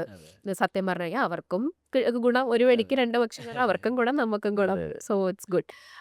ഞാൻ ഇങ്ങനെ നമ്മൾ സംസാരിച്ചുകൊണ്ടിരുന്നപ്പോഴാണ് ഓർത്തത്, നിങ്ങൾ സുഹൃത്തുക്കളൊക്കെ കൂടിയല്ലേ ബിസിനസ് ചെയ്യുന്നത്. ഞാനും എൻ്റെ ഫ്രണ്ട്സായിട്ടാണ് ബിസിനസ്സും എൻ്റെ ചാനലായിക്കോട്ടെ എല്ലാം ചെയ്യുന്നത്. ഓക്കെ അപ്പോൾ റീസെൻ്റ്ലി ആണ് നമ്മുടെ ആക്ട്രസ് ലെന ഒരു പോഡ്കാസ്റ്റിൽ പറഞ്ഞത് സുഹൃത്തുക്കളുമായിട്ട് ഒരിക്കലും ബിസിനസ് ചെയ്യരുതെന്ന്. അത് കേട്ടപ്പോൾ ദൈവമേ എന്ന് ഞാനും വിചാരിച്ചിട്ടുണ്ട്. അതിനോട് എന്താ പറയാനുള്ളത്? Like I am not asking പുള്ളിക്കാരി പറഞ്ഞതിൽ എന്ത് പറയാനുണ്ടെന്നുള്ള അല്ല. പക്ഷേ ഇറ്റ്സ് വെരി ഇമ്പോർട്ടൻറ്റ്. നമ്മുടെ റിലേഷൻഷിപ്സും നമ്മളുടെ ബിസിനസ്സും കൂടി കൂട്ടിക്കുഴയ്ക്കുമ്പോൾ ദർ ഇസ് എ റിസ്ക് അല്ലേ? അപ്പോൾ അതിനെന്താ ഒരു ടിപ്പ് പറയാനുള്ളത്? ലൈക്ക് ഇറ്റ്സ് ഒരു ബാലൻസ് ചെയ്യാൻ വേണ്ടിയിട്ട്. ബാലൻസ് ചെയ്യാൻ ഇപ്പോൾ ഞങ്ങൾ ചെയ്തത്, ഞങ്ങൾ 5 പേരാണല്ലോ അതെ നമ്മൾ അതെ ഫൗണ്ടേഴ്സ് ഉള്ളത്. ഞങ്ങൾ ചെയ്തൊരു കാര്യം കറക്റ്റ് എല്ലാവരുടെയും റോള് ക്ലിയർ ആയിട്ട് ഡിഫൈൻ ചെയ്തിട്ടുണ്ടായിരുന്നു. ഇപ്പോൾ ഒരാൾ ഓപ്പറേഷൻസ് ആണെങ്കിൽ അയാൾ ഓപ്പറേഷൻസിൻ്റെ കാര്യങ്ങളായിരിക്കും നോക്കുന്നുണ്ടാവുക. ഒരാൾ സി ടി ഒ ആണെങ്കിൽ ആ ടെക്നിക്കലായിട്ടുള്ള കാര്യങ്ങളായിരിക്കും അയാൾ നോക്കുന്നുണ്ടാവുക. അങ്ങനെ റോൾസ് കറക്റ്റ് ഡിഫൈൻ ചെയ്ത് ഇനീഷ്യലി അങ്ങനെ ഒരു കറക്റ്റ് സിസ്റ്റം കാര്യങ്ങളൊന്നും ഇല്ലായിരുന്നു. കാരണം എല്ലാവരും എല്ലാ കാര്യങ്ങളും മാനേജ് ചെയ്യുക അങ്ങനത്തെ രീതിയിലൊക്കെ ആയിരുന്നു. പക്ഷേ അതിങ്ങനെ നമ്മുടെ ഒരു കസ്റ്റമേഴ്സിൻ്റെ എണ്ണം കൂടുന്നതിനനുസരിച്ച്, കമ്പനി സ്കെയിൽ ചെയ്തതിനനുസരിച്ച് എല്ലാവരുടെയും റോൾസ് കറക്റ്റ് അത് നമ്മൾ ഡിഫൈൻ ചെയ്തു. പിന്നെ എല്ലാവർക്കും നമ്മുടെ ബാക്കി എല്ലാ ടീം മെമ്പേഴ്സിനുള്ള പോലെ എല്ലാവർക്കും പെർഫോമൻസ് റിവ്യൂസ് കാര്യങ്ങളെല്ലാം ഉണ്ടാവും. അവിടെ നമ്മളങ്ങനെ ഒരു ഫ്രണ്ട്സാണ് അല്ലെങ്കിൽ ഒരു ഫ്രണ്ട്ഷിപ്പ് അങ്ങനത്തെ കാര്യങ്ങളല്ല. ഒബിയസ്ലി നമ്മുടെ ചില ഡിസിഷൻസ് അതിനത് എഫക്റ്റ് ചെയ്യും. നമുക്ക് കംപ്ലീറ്റ്ലി ആ നമ്മൾ മനുഷ്യന്മാരാണല്ലോ. അതെ ബിസിനസ്സിലോട്ട് പോകുമ്പോൾ നീ എൻ്റെ ഫ്രണ്ട് അല്ല എന്ന് പറഞ്ഞാൽ അതെ ചെയ്യാൻ അതെ, പറ്റത്തില്ലല്ലോ. ശരി. പക്ഷെ അത് ഇപ്പം എല്ലാവർക്കും ഒരു ഡിഫറെൻ്റ് ഓവർ ദി ആയിരിക്കും. ഇയേഴ്സ് എല്ലാവരും അത് ആ ഒരു കംപ്ലീറ്റ്ലി ആ ഒരു ആ. പ്രൊഫഷണലിസം കീപ്പ് ചെയ്തിട്ട് തന്നെയാണ് ഇപ്പം ഓ, പോകുന്നത്. മനസ്സിലായി. തുടക്കത്തിൽ അതിൻ്റെ കുറേ കാര്യങ്ങൾ ഇഷ്യൂസ് കാര്യങ്ങളൊക്കെ ഉണ്ടായിരുന്നെങ്കിലും അതിപ്പോൾ കംപ്ലീറ്റ്ലി എല്ലാവരും അത് അക്സെപ്റ്റ് ചെയ്ത് ആ ഒരു പ്രൊഫഷണലായിട്ട് തന്നെ കംപ്ലീറ്റ്ലി അങ്ങനെ തന്നെ പോകുന്നു. പിന്നെ ഒരാൾക്കുള്ളൊരു എക്സ്പീരിയൻസ് ആയിരിക്കില്ലല്ലോ മറ്റൊരാൾക്ക്. അതെ അതെ അതെ ഫ്രണ്ട്സിൻ്റെ കൂടെ അതെ ബിസിനസ് ചെയ്യുമ്പോൾ ഓരോരുത്തർക്കും ഓരോ എല്ലാത്തിനും ഓരോ ഒപ്പീനിയൻ ആയിരിക്കുമല്ലോ അതെ. ഉണ്ടാവും. പിന്നെ ഞങ്ങൾക്ക് ഉണ്ടായിരുന്ന ഒരു ബെനിഫിറ്റ് ഞാൻ പറഞ്ഞു, നമ്മൾ ഈ സ്റ്റാർട്ടിങ് മുതൽ തന്നെ നമ്മുടെ ആ ഒരു വിഷനും എല്ലാത്തിനും അലൈൻഡ് ആയിട്ടുള്ള 5 പേരായിരുന്നു. അപ്പം അങ്ങനത്തെ ഇപ്പോൾ നേരത്തെ എന്നെ പറഞ്ഞ പോലെ ഫൗണ്ടേഴ്സ് അവരുടെ വിഷനിലോ അല്ലെങ്കിൽ എക്സ്പാൻഷൻ പ്ലാൻസിലെല്ലാം അലൈൻഡ് അല്ലാത്ത സമയത്തായിരിക്കും ഒരു പക്ഷേ ഇങ്ങനത്തെ ഇഷ്യൂസും കാര്യങ്ങളൊക്കെ കോൺഫ്ലിക്ട്സ് വരുന്നുണ്ട്. വരുന്നത്. അത് അതെ അതെ നമ്മളത് ലക്കിലി നമ്മളെല്ലാവരും ആ ഒരു എല്ലാ വിഷനാണെന്നുണ്ടെങ്കിലും ഓരോ സ്ട്രാറ്റജീസ് അല്ലെങ്കിൽ പ്ലാനൊക്കെ വരുന്ന സമയത്ത് എല്ലാവർക്കും ഡിഫറെൻറ്റ് ഒപ്പീനിയൻസ് ഉണ്ടാവും അത് ഒബിയസ്ലി. പക്ഷേ ഒബ്വിയസ് ആണ്. അതെ അതെ ഫ്രണ്ട്സ് അല്ലെങ്കിലും ഉണ്ടാവും. അതെ എന്തായാലും ഉണ്ടാവും. പക്ഷേ അത് നമ്മളത് ആ ഒരു വിഷന് നമ്മളൊരു എക്സ്പാൻഷൻ പ്ലാനിൽ എല്ലാവരും അലൈൻഡ് ആയതുകൊണ്ട് തന്നെ നമുക്ക് അങ്ങനത്തെ ഇഷ്യൂസ് കാര്യങ്ങളൊന്നും ഉണ്ടായിട്ടില്ല. അപ്പോൾ വേറൊരു കാര്യം ബാലൻസ് ചെയ്യുന്നത് എങ്ങനെയാണെന്ന് ചോദിക്കാം. നേരത്തെ ഞാനത് പറഞ്ഞെന്ന് എവിടെയോ മെൻഷൻ ചെയ്തു. എന്താ ഈ ഞാൻ നേരത്തെ പറഞ്ഞില്ലേ ടീച്ചിങ് എന്ന് പറഞ്ഞു കഴിഞ്ഞാൽ ഒരു ഹോളി പ്രൊഫഷൻ പോലെയാണ്. Like they define the future. അല്ലെങ്കിൽ നമ്മളുടെ ലൈഫിൽ അമ്മ, അച്ഛൻ, അത് മാതാപിതാ, ഗുരു, ദൈവം അങ്ങനെയല്ലേ പറയുന്നത്. അതുപോലെ ഗുരുവിനുള്ള സ്ഥാനം ഈസ് വെരി ഇമ്പോർട്ടൻറ്റ്. അപ്പോൾ അങ്ങനെ ഒരു പ്രൊഫഷൻ ആൻഡ് ബിസിനസ് ഇതിനെ തമ്മിൽ എങ്ങനെയാണ് ബാലൻസ് ചെയ്യുന്നത്? End of the day it's business, that's true. പക്ഷേ സ്റ്റിൽ ഇത് എല്ലാത്തിൻ്റെയും തുടക്കം ആ ഒരു എഞ്ചിനീയറിങ്ങിന് പഠിക്കുമ്പോൾ ടീച്ചിങ്ങിന് പോയത് കൊണ്ടാണല്ലോ. അപ്പം എങ്ങനെയാണത് ബാലൻസ് ചെയ്യുന്നത്? അപ്പോൾ ഞങ്ങൾ ക്ലാസ് എടുക്കുന്ന സമയത്താണെങ്കിലും ഇനിയിപ്പോൾ നമ്മൾ ടീച്ചേഴ്സ് ഒരുപാട് നമുക്ക് 1500+ ടീച്ചേഴ്സ് ഉണ്ട്. അപ്പോൾ എല്ലാവരുടെ ട്രെയിനിങ്ങിലും നമ്മളത് കംപ്ലീറ്റ്ലി ആ ഒരു പ്രൊഫഷണലിസം, അതായത് ഇപ്പോൾ ടീച്ചേഴ്സ് ഇപ്പോൾ നമ്മൾ എന്തൊക്കെ പറഞ്ഞിട്ടുണ്ടെങ്കിലും നമ്മളിപ്പോൾ ഇതൊരു ബിസിനസ്സായിട്ട് ചെയ്യുകയാണ്. അത് മാത്രമല്ല സ്റ്റുഡൻസിൽ നമുക്ക് ആ ഒരു ഇമ്പാക്റ്റ് ഉണ്ടാക്കണം അല്ലേ. അപ്പോൾ അവിടെ എന്ന് പറഞ്ഞാൽ ആ ഒരു പ്രൊഫഷണലായിട്ട് ടീച്ചേഴ്സ് ബിഹേവ് ചെയ്യുക എന്നുള്ളതാണ് ഏറ്റവും ഇമ്പോർട്ടൻ്റ് ആയിട്ടുള്ള ഒരു കാര്യം. കാരണം അവരെ സംബന്ധിച്ച് അവരാണെങ്കിലും ഒരു ഏണിങ്സിന് വേണ്ടിയിട്ടാണ് ഇവിടെ പഠിപ്പിക്കാൻ വരുന്നിട്ടുള്ളത്. സ്റ്റുഡൻസ് ആണെങ്കിലും അവരുടെ അക്കാഡമിക്സ് ഇമ്പ്രൂവ് ചെയ്യാനാണ് വന്നിട്ടുള്ളത്. സോ നമ്മളവിടെ കീപ്പ് ചെയ്തൊരു കാര്യം എന്ന് പറഞ്ഞാൽ ഒരു കംപ്ലീറ്റ് ഒരു പ്രൊഫഷണലിസം. നമ്മളൊരു MNCയിൽ എങ്ങനെയാണ് വർക്ക് ചെയ്യുന്ന സമയത്ത് നമ്മൾ എന്തൊക്കെ കാര്യങ്ങൾ ചെയ്യണം, അതിനൊരു ഒരു SOPസും കാര്യങ്ങളൊക്കെ ഉണ്ടാവും അല്ലേ. സോ അത് കംപ്ലീറ്റ് ഫോളോ ചെയ്യുക. ആ രീതിയിൽ അങ്ങനെ കംപ്ലീറ്റ് ഒരു പ്രൊഫഷണലായിട്ട് ഇതിനെ കൊണ്ടുപോവുക എന്നുള്ളതാണ്. ആ ഒരു ഇത് അങ്ങനെ പോയതുകൊണ്ടായിരിക്കാം ഞങ്ങൾക്ക് ഈ ഒരു സക്സസ് ഞങ്ങൾക്ക് ഉണ്ടായത്. മനസ്സിലായി. കാരണം നമുക്കിപ്പം ടീച്ചേഴ്സിന് ഇപ്പോൾ അവരുടെ ഒരു പിന്നെന്താ പറയുക ഇഷ്ടമുള്ള പോലെ ചെയ്യുക, അങ്ങനെ ചെയ്തു കഴിഞ്ഞാൽ ആ റിസൾട്ടിലേക്ക് നമുക്ക് എത്തിക്കാൻ പറ്റില്ലല്ലോ.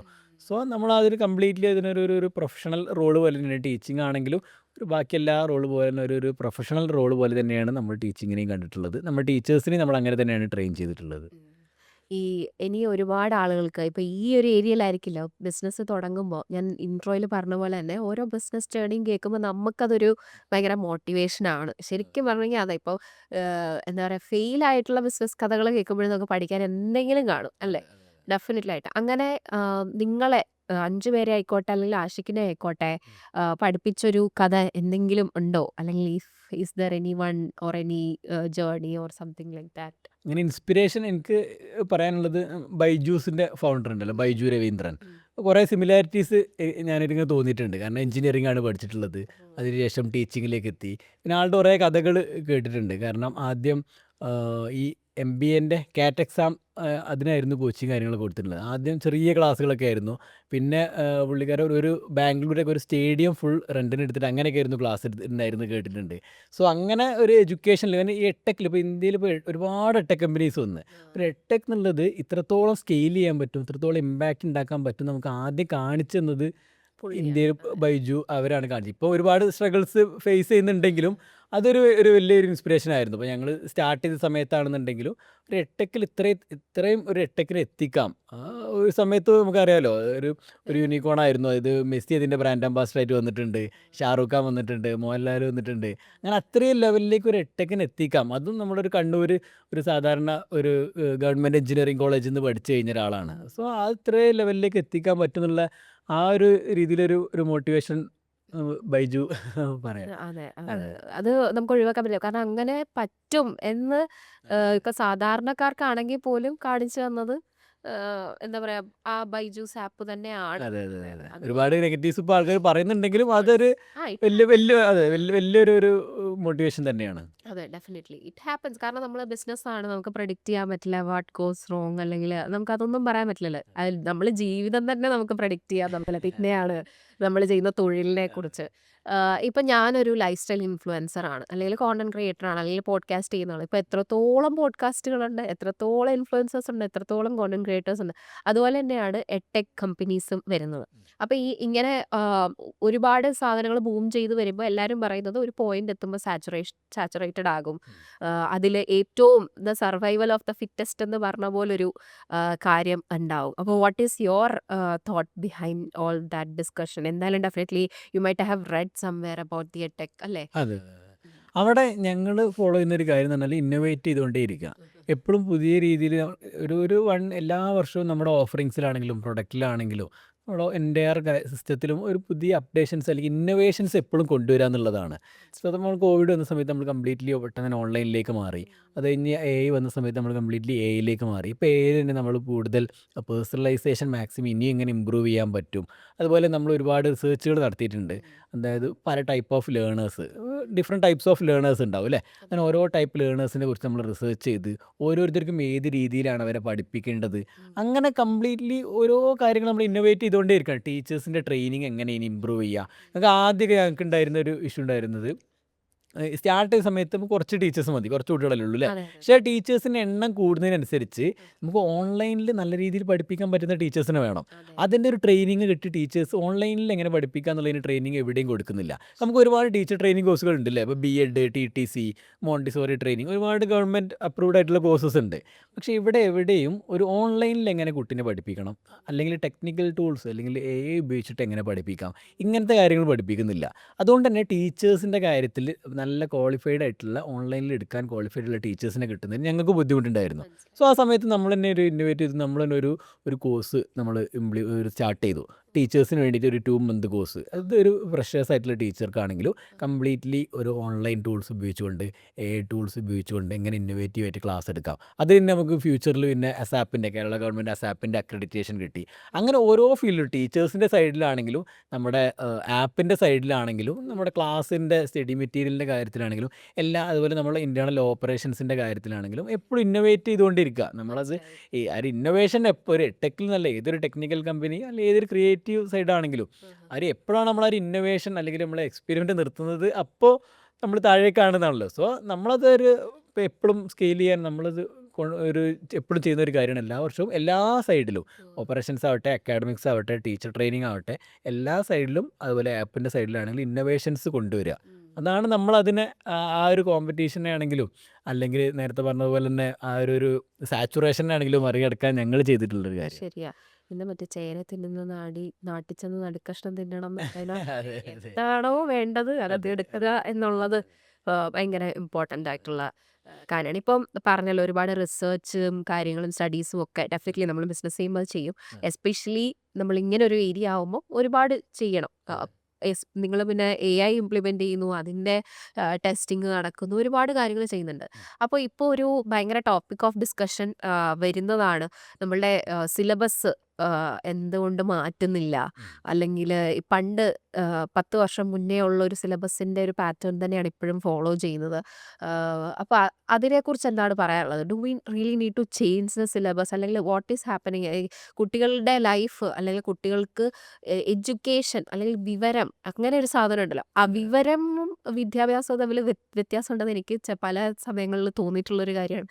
അപ്പോൾ ആ ഒരു വിവരം എന്നുള്ളൊരു കാര്യത്തിലേക്ക് അച്ചീവ് ചെയ്യാനായിട്ട് what can we do as A like നമ്മളൊരു 90s കിഡ്സ് അല്ലെങ്കിൽ ആ ഒരു ജനറേഷനിലെ ആൾക്കാർ എന്നുള്ള രീതിയിൽ എന്താ?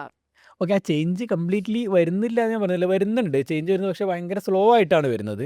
ഇപ്പം നമുക്കിപ്പോൾ ഇവിടെ പിന്നെ ഇപ്പം നമ്മുടെ national education policy 2020 central government കൊണ്ടുവന്നു അല്ലേ? അപ്പോൾ അതിലൊരുപാട് ചേഞ്ചസ് കാര്യങ്ങളൊക്കെ പറഞ്ഞിട്ടുണ്ട്. പക്ഷെ അതൊക്കെ അഡോപ്റ്റ് ചെയ്ത് വരാൻ ഭയങ്കര സ്ലോ ആയിട്ടാണ് വരുന്നത്. എല്ലാ കാര്യങ്ങളും വരുന്നുണ്ട്, ചേഞ്ചസ് വരുന്നുണ്ട്.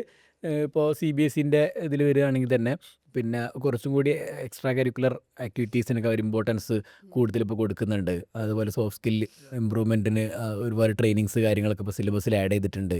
അതുപോലെ AI പിന്നെ ഇപ്പോൾ ചെറിയ ക്ലാസ് മുതൽ തന്നെ പഠിപ്പിച്ചു തുടങ്ങുന്നുണ്ട്. ചേഞ്ചസ് വരുന്നുണ്ട്, പക്ഷെ അത് കുറച്ചുകൂടി ഫാസ്റ്റായിട്ട് വരണം. അതാണ് അതെ നമുക്ക്, കാരണം ഇപ്പോൾ ഒരുപാട് കാര്യങ്ങളിപ്പം ഇനി ഇവിടുന്ന് അങ്ങോട്ടുള്ള കാലഘട്ടത്തിൽ കുട്ടികൾക്ക് ആർട്ടിഫിഷ്യൽ ഇൻ്റലിജൻസ് പഠിക്കാതെ ഇനി മുന്നോട്ട് പോകാൻ പറഞ്ഞാൽ ഭയങ്കര ബുദ്ധിമുട്ടായിരിക്കും അല്ലേ? സോ അതൊക്കെ ചെറിയ ക്ലാസ് മുതൽ തന്നെ കുറച്ചും കൂടി കൂടുതൽ ഇമ്പോർട്ടൻസ് അതിന് കൊടുക്കണം. അതേപോലെ തന്നെ സോഫ്റ്റ് സ്കില്ലാണെന്നുണ്ടെങ്കിലും കമ്മ്യൂണിക്കേഷൻ ട്രെയിനിങ് ആണ്. ഇപ്പം നമ്മൾ അതിൻ്റെയൊക്കെ കുറേ കാര്യങ്ങൾ നമ്മളെ ആപ്പിൽ ആഡ് ചെയ്ത് വരുന്നുണ്ട്. ഇതുവരെ നമ്മൾ കൂടുതൽ അക്കാഡമിക്സിനായിരുന്നു നമ്മൾ ഫോക്കസ് കൊടുത്തിട്ടുണ്ടായിരുന്നത്. പക്ഷേ നമ്മളിപ്പം കൂടുതൽ അങ്ങനത്തെ സോഫ്റ്റ് സ്കിൽ ട്രെയിനിങ് ആണെങ്കിലും കമ്മ്യൂണിക്കേഷൻ ട്രെയിനിങ് ആണെങ്കിലും അതുപോലെ കുട്ടികൾ ചെറിയ ക്ലാസ് മുതൽ തന്നെ അവർക്ക് AIൻ്റെ ട്രെയിനിങ് ആണെങ്കിലും അങ്ങനത്തെ ട്രെയിനിങ്സ് നമ്മളത് കൊടുത്തു വരുന്നുണ്ട്. സിലബസിലും ആ ഒരു മാറ്റം വരുന്നുണ്ട്, പക്ഷെ സ്ലോ ആണ്. അത് കുറച്ചുകൂടി ഫാസ്റ്റ് ആക്കണം, അതാണ് നമുക്കും. ഈ പേഴ്സണലൈസ്ഡ് ആക്കുന്ന ഒരു എഡ്യൂക്കേഷണൽ സിസ്റ്റം വരുമ്പോൾ മേ ബി ഒരു ഭയങ്കര ഞാനൊരു സിനാരിയോ കേൾക്കാൻ വേണ്ടി ചോദിക്കുന്ന ഒരു ചോദ്യമാണ് കേട്ടോ. എന്ന് വെച്ച് കഴിഞ്ഞാൽ ഭയങ്കര ഡിഫിക്കൽട്ടായിട്ടുള്ളൊരു കുട്ടി വരികയാണ്, may be he stubborn or she stubborn, അല്ലെങ്കിൽ എന്താ പറയുക, he or she is not ready to accept what the parents അല്ലെങ്കിൽ ടീച്ചേഴ്സ് പറയുന്നത്. അങ്ങനെ ഉള്ള കാറ്റഗറി ഓഫ് കുട്ടികൾ ഉണ്ടാവുമല്ലോ. Of course. Like they are not ready to accept what we are trying to say, അല്ലെങ്കിൽ അവർക്ക് നമ്മൾ പറഞ്ഞു കൊടുക്കാൻ ശ്രമിക്കുന്നത് നല്ലതിന് വേണ്ടിയാണ് എന്ന് ചിന്തിക്കാത്ത ഒരു കൈൻഡ് ഓഫ് കുട്ടികൾ കാണുമായിരിക്കുമല്ലോ. Yes, yes. I have met few, but not അത് ഉണ്ടാവും എന്ന് ഉറപ്പൊന്നുമില്ല. അപ്പൊ അങ്ങനെ എന്തെങ്കിലും ഒരു കേസ് ഉണ്ടായിട്ടുണ്ടോ? ലൈക്ക് ഇത്രയും നിങ്ങൾ സ്റ്റഡീസ് ചെയ്തു, there is AI tool, teachers, you guys are there, എന്നിട്ടും ഇതെല്ലാം കൂടി യുണൈറ്റ് ചെയ്തിട്ട് അവെഞ്ചേഴ്സ് അസെപ്റ്റ് ചെയ്ത പോലെ എന്തെങ്കിലും സിനാരിയോസ് ഉണ്ടായിട്ടുണ്ടോ? ഉണ്ടായിട്ടുണ്ട്. പക്ഷെ അതൊക്കെ ഇപ്പം നമ്മളത് സോർട്ട് ചെയ്തിട്ടുണ്ട്. കാരണം ഇപ്പോൾ ചില സ്റ്റുഡൻറ്റ് നേരത്തെ പറഞ്ഞ പോലെ തന്നെ ഭയങ്കര Stubborn. സ്റ്റബേൺ ആയിട്ടുള്ള സ്റ്റുഡൻസ് ഉണ്ടാകും. അതുപോലെ തന്നെ ചില സ്റ്റുഡൻസ് ഒരുപാട് ലേണിംഗ് ഡിസബിലിറ്റീസ് ഉള്ള സ്റ്റുഡൻസ് വരുന്നുണ്ടല്ലോ. അതായത് ഡിസ്ലെക്സിയ പോലെ ലേണിംഗ് ഡിസബിലിറ്റി. അപ്പോൾ അങ്ങനെ അതൊക്കെ ഞാൻ ആദ്യം പറഞ്ഞത് നമ്മളത് എല്ലാം നമ്മുടെ ഇനീഷ്യൽ അസസ്മെൻ്റ് ഉണ്ട്. ആ അസസ്മെൻറ്റിൽ നമ്മളത് കവർ ചെയ്യും. എങ്ങനെ ആ ഒരു സ്റ്റുഡൻറ്റ് എന്ത് ടൈപ്പ് ഓഫ് ലേണർ ആണെന്നുള്ളത് മനസ്സിലാക്കും. ഇനിയിപ്പോൾ അതൊരു ലേണിംഗ് ഡിസബിലിറ്റി ഉള്ള കുട്ടിയാണ്, ആ രീതിയിലുള്ളൊരു കുട്ടിയാണെന്നുണ്ടെങ്കിൽ അതിനനുസരിച്ചിട്ടുള്ള ട്രെയിനേഴ്സും അതിനനുസരിച്ചുള്ള ലേണിംഗ് മെത്തേഡ്സും ആയിരിക്കും അവിടെ കൊടുക്കുന്നുണ്ടാവുക. ഇനി ചില സ്റ്റുഡൻസ് ഇപ്പം ലേണിംഗ് ഡിസബിലിറ്റി അങ്ങനത്തെ പ്രോബ്ലംസ് ഉണ്ടായിരിക്കില്ല, പക്ഷെ തീരെ ഒന്നും റെസ്പോണ്ട് ചെയ്യുന്ന ആ ഒരു കാറ്റഗറി ആയിരിക്കണം എന്നില്ല. താല്പര്യമില്ലായ്മ ഇല്ലായ്മ, അല്ലേ? അതെ. അപ്പം അങ്ങനത്തെ ഒരുപാട് കാറ്റഗറി ഓഫ് സ്റ്റുഡൻസ് ഉണ്ട്, നമുക്കങ്ങനെ വന്നിട്ടുണ്ട്. പക്ഷേ അതെല്ലാം നമ്മൾ ഇപ്പോൾ കാറ്റഗറൈസ് ചെയ്ത് കഴിഞ്ഞു. കാറ്റഗറൈസ് ചെയ്തിന് ടീച്ചേഴ്സിന് അതിൻ്റെ കറക്റ്റ് ട്രെയിനിങ് പോകുന്നുണ്ട്. ഓക്കെ, ഈ ഒരു കൈൻഡ് ഓഫ് സ്റ്റുഡൻ്റ് ആണെങ്കിൽ എങ്ങനെയാണ് പഠിപ്പിക്കേണ്ടത്. കാരണം അവർക്ക് ടീച്ചേഴ്സിനാണെങ്കിലും ഈസിയാണ്. കാരണം ആ ഒരു അസസ്മെൻറ്റ് കഴിയുന്നതോട് കൂടി തന്നെ ആ കുട്ടീനെ എങ്ങനെ പഠിപ്പിക്കണം എന്നുള്ളതിൻ്റെ ലേണിംഗ് പ്ലാനും സ്റ്റഡി മെറ്റീരിയൽസും അവിടെ ജനറേറ്റ് ചെയ്തിട്ടുണ്ടാവും. സോ അത് ഫോളോ ചെയ്യുക എന്നുള്ളതാണ് ടീച്ചേഴ്സിന് ഒരു ഡ്യൂട്ടി വരുന്നത്. സോ ആ ഒരു കാറ്റഗറൈസേഷൻ ഇനീഷ്യലി ഇത് ഒരുപാട് ബുദ്ധിമുട്ടുണ്ടായിരുന്നു ആ കാറ്റഗറൈസ് ചെയ്യുന്നത്. കാരണം കാറ്റഗറൈസേഷൻ പ്രോപ്പർ ആവണം അല്ലേ, അല്ലെങ്കിൽ നമ്മുടെ എല്ലാ പ്ലാനും കാര്യങ്ങളെല്ലാം തെറ്റില്ല. അപ്പോൾ ഇനീഷ്യലി അങ്ങനത്തെ കുറേ എക്സ്പെരിമെൻറ്റ് കാര്യങ്ങളെല്ലാം നടത്തി. ആദ്യം ഒരുപാട് മാനുവൽ ഇൻവോൾവ്മെൻറ്റ് ഉണ്ടായിരുന്നു അവിടെ. കാരണം നമ്മുടെ ലേണിംഗ് എക്സ്പേർട്ട് കാര്യങ്ങളെല്ലാം ഒരു കോളും കൂടി ഇരിക്കും അസസ്മെൻറ്റിന് ശേഷം. ഇപ്പം നമ്മളിതെല്ലാം ഒപ്റ്റിമൈസ് ചെയ്തു. ഇപ്പോൾ ആദ്യം തന്നെ ഏത് ടൈപ്പ് ഓഫ് ലേണർ ആണെന്നുള്ളത് മനസ്സിലാക്കി അതിനനുസരിച്ച് ഉള്ള ലേണിംഗ് പ്ലാനും അതിനനുസരിച്ചുള്ള ടീച്ചിങ് മെത്തേഡാണ് ഇപ്പോൾ ഫോളോ ചെയ്യുന്നത്. ഈ എന്താ പറയുക, കുട്ടികൾക്കുള്ള പ്രഷർ അത് പറയാതിരിക്കാൻ പറ്റത്തില്ല. കാരണം പണ്ട് തൊട്ടേ നമ്മളൊക്കെ പഠിക്കുന്ന കാലം തൊട്ടേ ഈ കമ്പാരിസണും അല്ലെങ്കിൽ എന്താ പറയുക അപ്പുറത്തെ ഇത്ര മാർക്ക് കിട്ടിയുണ്ടോ, പക്ഷെ അങ്ങനെയല്ല. ഈ ലേണിംഗ് കാപ്പബിലിറ്റി എല്ലാവർക്കും ഡിഫറെൻ്റ് ആണ്. IQ everything is different from person to person. അപ്പോൾ അതുകൊണ്ട് ഒരുപാട് ഇത് കമ്പാരിസൺ വരും, കോമ്പറ്റീഷൻ വരും. ഞാൻ ആദ്യം പറഞ്ഞ പോലെ എന്തിനാണ് പഠിക്കുന്നതെന്ന് ചില ക്ലാസ്സുകാർ നമുക്ക് പോലും മനസ്സിലാവുന്നില്ല. എന്തോ ഒരു സിസ്റ്റം ഫോളോ ചെയ്യുന്ന, അമ്മ രാവിലെ ഒരുക്കി വിടുന്നു, ഞാൻ പോകുന്നു, അങ്ങനെയൊക്കെയല്ലേ. എൻ്റെ മനസ്സിലൊക്കെ പണ്ട് അങ്ങനെയാണ്. ഞാൻ 1-ാം ക്ലാസ്സിൻ്റെ എന്തിനാണ് പോകുന്നത് എന്നുള്ള ഇത് എനിക്കുണ്ടായിട്ടുണ്ട്. അതുകൊണ്ടാണ് ഞാനത് എടുത്തു പറയുന്നത്. അപ്പോൾ അങ്ങനെയുള്ള സമയത്ത് ഈ കോമ്പറ്റീഷൻ അല്ലെങ്കിൽ കമ്പാരിസൺ, പ്രഷർ, എക്സാം ഇതെല്ലാം വരുന്ന സമയത്ത് ഭയങ്കര ബുദ്ധിമുട്ടാണ്. അപ്പോൾ ആസ് എ ടെക് പ്ലാറ്റ്ഫോം നിങ്ങൾ എങ്ങനെയാണ് അതിന് ഹെൽപ്പ് ചെയ്യുന്നത്? നമ്മൾ ടീച്ചേഴ്സിന് കൊടുത്തൊരു ഫസ്റ്റ് ട്രെയിനിങ് ആദ്യത്തെ ഒരു സെഷൻ എന്ന് പറഞ്ഞു കഴിഞ്ഞാൽ കംപ്ലീറ്റ്ലി അതോടെ ഒരു ടോപ്പിക് എടുക്കുക, അല്ലെങ്കിൽ ക്ലാസ് നമ്മൾ ചാപ്റ്റേഴ്സ് കവർ ചെയ്യുക എന്നുള്ളതല്ല, ഒരു ഐസ് ബ്രേക്കിംഗ് സെഷൻ ആയിരിക്കും. ആ ഒരു കുട്ടി എങ്ങനെയുള്ളൊരു കുട്ടിയാണെന്നുള്ളത് മനസ്സിലാക്കി ആ രീതിയിലൊരു ഇമോഷണൽ സപ്പോർട്ട് കൊടുത്ത് കുട്ടിക്ക് ഒരു കോൺഫിഡൻസ് ബിൽഡ് ചെയ്യുന്ന രീതിയിൽ മാക്സിമം കുട്ടിയെ കൊണ്ട് ഇൻട്രാക്ട് ചെയ്യിച്ച് ആ രീതിയിലാണ് ക്ലാസ് എടുക്കുന്നത്. ഇപ്പോൾ ഒരു എക്സാമ്പിൾ നമുക്കൊരു സ്റ്റുഡൻറ്റ് ഉണ്ടായിരുന്നു. അപ്പോൾ ആ ഒരു സ്റ്റുഡൻറ്റിന് 7th സ്റ്റുഡൻറ്റ് പഠിക്കുന്നുണ്ടായത്. അപ്പോൾ അതിൽ 6th 5th മാത്സിൽ ഭയങ്കര മാർക്ക് കുറവായിരുന്നു. അപ്പോൾ ആക്ച്വലി ആ കുട്ടിക്ക് ചെറിയ ക്ലാസ്സിൽ ഏതൊരു ക്ലാസ്സിൽ പഠിപ്പിച്ച മാത്സ് ടീച്ചറെ ഇഷ്ടമല്ലായിരുന്നു. സോ ആ സബ്ജക്റ്റേ കുട്ടിക്ക് താല്പര്യമില്ലാതായി. മാത്സിൽ ഫുൾ കംപ്ലീറ്റ്ലി ഫെയിൽ. അപ്പോൾ ബാക്കി സബ്ജക്റ്റ് ഒന്നും കുഴപ്പമില്ല. പക്ഷേ നമ്മുടെ ഇവിടെ വന്നതിന് ശേഷം ടീച്ചറായിട്ട് നല്ല രീതിയിൽ മിങ്കിൾ ചെയ്യാൻ തുടങ്ങി, എൻഗേജ് ചെയ്യാൻ തുടങ്ങി. അപ്പോൾ ആദ്യം തന്നെ ടീച്ചർ അവിടെ പോയിട്ട് ക്ലാസ് എടുക്കുക, ടോപ്പിക് എടുക്കുക എന്നുള്ളതല്ല. കുട്ടി മനസ്സിലാക്കി കുട്ടി ഇങ്ങനെ ഒരു മാത്സിനോട് ഇങ്ങനെ ഒരു ബുദ്ധിമുട്ടുണ്ട്. ആ ബുദ്ധിമുട്ട് എന്താണെന്നുള്ളത് ടീച്ചർ മനസ്സിലാക്കി, ഒരു ഓപ്പൺ കോൺവെർസേഷനിൽ അത് മനസ്സിലാക്കി കുട്ടീനെ മാക്സിമം ടോപ്പിക് അല്ലാത്ത കാര്യങ്ങളൊക്കെ പറഞ്ഞ് കംഫർട്ടബിൾ ആക്കി. ആ രീതിയിലായിരിക്കും നമ്മളൊരു സെഷൻ സ്റ്റാർട്ട് ചെയ്തിട്ടുണ്ടാവുക കുട്ടികളുടെ. പിന്നെ വൺസ് സ്റ്റാർട്ട് ചെയ്താൽ തന്നെ ആ ഒരു കുട്ടീൻ്റെ ഒരു കോൺഫിഡൻസ് ബിൽഡ് ചെയ്യുന്ന രീതിയിൽ നമ്മൾ ആ പേഴ്സണലൈസ്ഡ് നമ്മൾ ഉദ്ദേശിക്കുന്നത് തന്നെയാണ്. അപ്പോൾ ആദ്യം തന്നെ കുട്ടിക്ക് ഏറ്റവും വളരെ ഈസി ആയിട്ടുള്ള ക്വസ്റ്റ്യൻസ് കൊടുത്ത് ആ ഒരു സബ്ജക്റ്റ് ഭയങ്കര ഈസി ആണെന്നുള്ള കുട്ടിക്ക് തന്നെ ഒരു ബോധ്യപ്പെടുത്തി അങ്ങനെ ഒരു കോൺഫിഡൻസ് ബിൽഡ് ചെയ്താണ് നമ്മുടെ ക്ലാസ്സസ് എല്ലാം ചെയ്യുന്നത്. സോ അതിനുശേഷം കുട്ടി നല്ല രീതിയിൽ ബാക്കി സബ്ജക്റ്റിനേക്കാളും മാത്സിൽ തന്നെ സ്കോർ ചെയ്യാനും പറ്റി. അതെ, അതൊരു എക്സാമ്പിൾ മാത്രം പറഞ്ഞതാണ്. അങ്ങനത്തെ ഒരുപാട് സ്റ്റോറീസ് ഉണ്ട്. അത് സ്റ്റുഡൻസിനെ നമ്മൾ മനസ്സിലാക്കി കഴിഞ്ഞാൽ, അത് സ്റ്റുഡൻസ് എന്ത് ടൈപ്പ് സ്റ്റുഡൻ്റാണ്, അവരുടെ പ്രോബ്ലംസ് എന്താണ്, അക്കാഡമിക്കലി അവരുടെ പ്രോബ്ലംസ് എന്താണ്, അതൊരു ടീച്ചർക്ക് ഫസ്റ്റ് ക്ലാസ്സിൽ അല്ലെങ്കിൽ ആ ഇനീഷ്യൽ ക്ലാസ്സിൽ ടീച്ചർക്ക് ഐഡൻറ്റിഫൈ ചെയ്യാൻ പറ്റുകയാണെന്നുണ്ടെങ്കിൽ പിന്നെ അവിടുന്ന് അങ്ങോട്ട് ഈസിയാണ്. നമ്മൾ ആദ്യം മുതലേ ടോപ്പിക്കിലേക്ക് ജമ്പ് ചെയ്യുന്ന സമയത്താണ് കുട്ടികൾക്കും ഡിഫിക്കൽട്ടീസ് ഉണ്ടാവുക. സോ ആ ഒരു പെട്ടെന്ന് നമ്മൾ ജിസ്ജോയൊക്കെ പറഞ്ഞതുപോലെ അല്ലേ, അപ്പുറത്ത് നിൽക്കുന്ന ആളുടെ അതെ. മനസ്സൊന്ന് മനസ്സിലാക്കി കഴിഞ്ഞാൽ തീരാവുന്ന പ്രശ്നമേ ഉള്ളൂ. സത്യമാ. അല്ല, ഞാൻ ഒത്തിരി വട്ടം എൻ്റെ പോഡ്കാസ്റ്റിൽ പലയിടത്ത് പറഞ്ഞിട്ടുണ്ട്. ഈ ടീച്ചേഴ്സിന് നമ്മളുടെ ലൈഫിലുള്ള ഇമ്പാക്റ്റ് എന്ന് പറഞ്ഞു കഴിഞ്ഞാൽ ഭയങ്കര ഇമ്പോർട്ടൻ്റ് ആണ്. എനിക്കൊന്നും പഠിക്കാൻ പോകാൻ ഇഷ്ടമില്ല. കാരണം എൻ്റെ ടീച്ചേഴ്സിനെ ഒന്നും എനിക്ക് ഇഷ്ടമില്ലായിരുന്നു. അവർക്ക് അതായത് ചിലർ ഉണ്ടല്ലോ, അതായത് ഇതൊരു തൊഴിലായിട്ട് മാത്രമോ അല്ലെങ്കിൽ അപ്പുറത്ത് നിൽക്കുന്ന ആളുടെ മനസ്സ് മനസ്സിലാക്കാതെ, കുട്ടികൾക്ക് ഒരു മനസ്സുണ്ട് എന്ന് മനസ്സിലാക്കാതെ പഠിപ്പിക്കുന്ന ഒത്തിരി ടീച്ചേഴ്സ് ഉണ്ട്. അതെ. അപ്പോൾ അങ്ങനെ കുറച്ച് ടീച്ചേഴ്സ് എൻ്റെ ജീവിതത്തിൽ ഉണ്ടായിരുന്നു. അതുകൊണ്ട് അതുകൊണ്ടാണ് ഞാൻ ഈ ചോദ്യങ്ങളൊക്കെ ചോദിക്കുന്നത്. കുട്ടികളുടെ കേസിൽ അതൊരു വലിയൊരു ഫാക്ടറാണ്. കാരണം അവർക്ക് ആ പഠിക്കാനുള്ള ഒരു സ്കില്ലില്ലാത്തതുകൊണ്ടോ ഒന്നും കൊണ്ടായിരിക്കില്ല. അതെ. അവർക്ക് ആ ഒരു ടീച്ചറെ കൊണ്ടോ അല്ലെങ്കിൽ ആ ടീച്ചറുടെ ഒരു അപ്രോച്ച് കൊണ്ടോ എന്തുകൊണ്ടൊക്കെ പിന്നെ ഒരു സബ്ജക്റ്റിനോടൊരു മടുപ്പ്, അങ്ങനത്തെ ഒരുപാട് കുട്ടികളുണ്ട്. അതെ, അതെ, അത് അതെ. ആ ഒരു ഇഷ്യൂ അതൊക്കെ നമുക്ക് സോൾവ് ചെയ്യാൻ പറ്റുന്നത് ഇങ്ങനത്തെ പേഴ്സണലൈസ്ഡ് ക്ലാസ്സിലാണ്. ഉം. കാരണം ഒരു ഗ്രൂപ്പ് ക്ലാസ്സിൽ ടീച്ചർക്ക് ഇപ്പോൾ എത്ര നല്ല എക്സ്പീരിയൻസ് ഉള്ള ടീച്ചറാണെങ്കിലും ഓരോ സ്റ്റുഡൻറ്റിനെ എടുത്തിട്ട് ആ രീതിയിൽ ഇൻട്രാക്ട് ചെയ്യുക എന്നുള്ളത് പ്രാക്ടിക്കൽ അല്ലല്ലോ. അതെ, അതെ. പിന്നെ മാത്രമല്ല ഭൂരിഭാഗം മനുഷ്യർക്കും ഉള്ളത് ചൈൽഡ്ഹുഡ് ട്രോമയാണ്. അതെ. അത് എന്താന്ന് വെച്ച് കഴിഞ്ഞാൽ ഓൾറെഡി സെറ്റ് ചെയ്തൊരു സിസ്റ്റത്തിലേക്കാണ് നമ്മൾ വന്ന് ജനിക്കുന്നതും പിന്നെ കുറേ നാൾ കഴിഞ്ഞ് നമുക്ക് വിവരം വെക്കുമ്പോഴാണ് നമ്മളിതൊക്കെ ബ്രേക്ക് ചെയ്ത് പുറത്തിറങ്ങി അങ്ങനെ വരുന്നത്. അപ്പം അതുകൊണ്ട് ഈ ഒരു നമ്മളുടെ ഗ്രോത്ത് സ്റ്റേജിൽ നല്ല ടീച്ചേഴ്സ് വരിക എന്നുള്ളത് അതെ. ഭയങ്കര ഇമ്പോർട്ടൻ്റ് ഇമ്പോർട്ടൻ്റ് ആയിട്ടുള്ള കാര്യമാണ്. കാര്യമാണ്.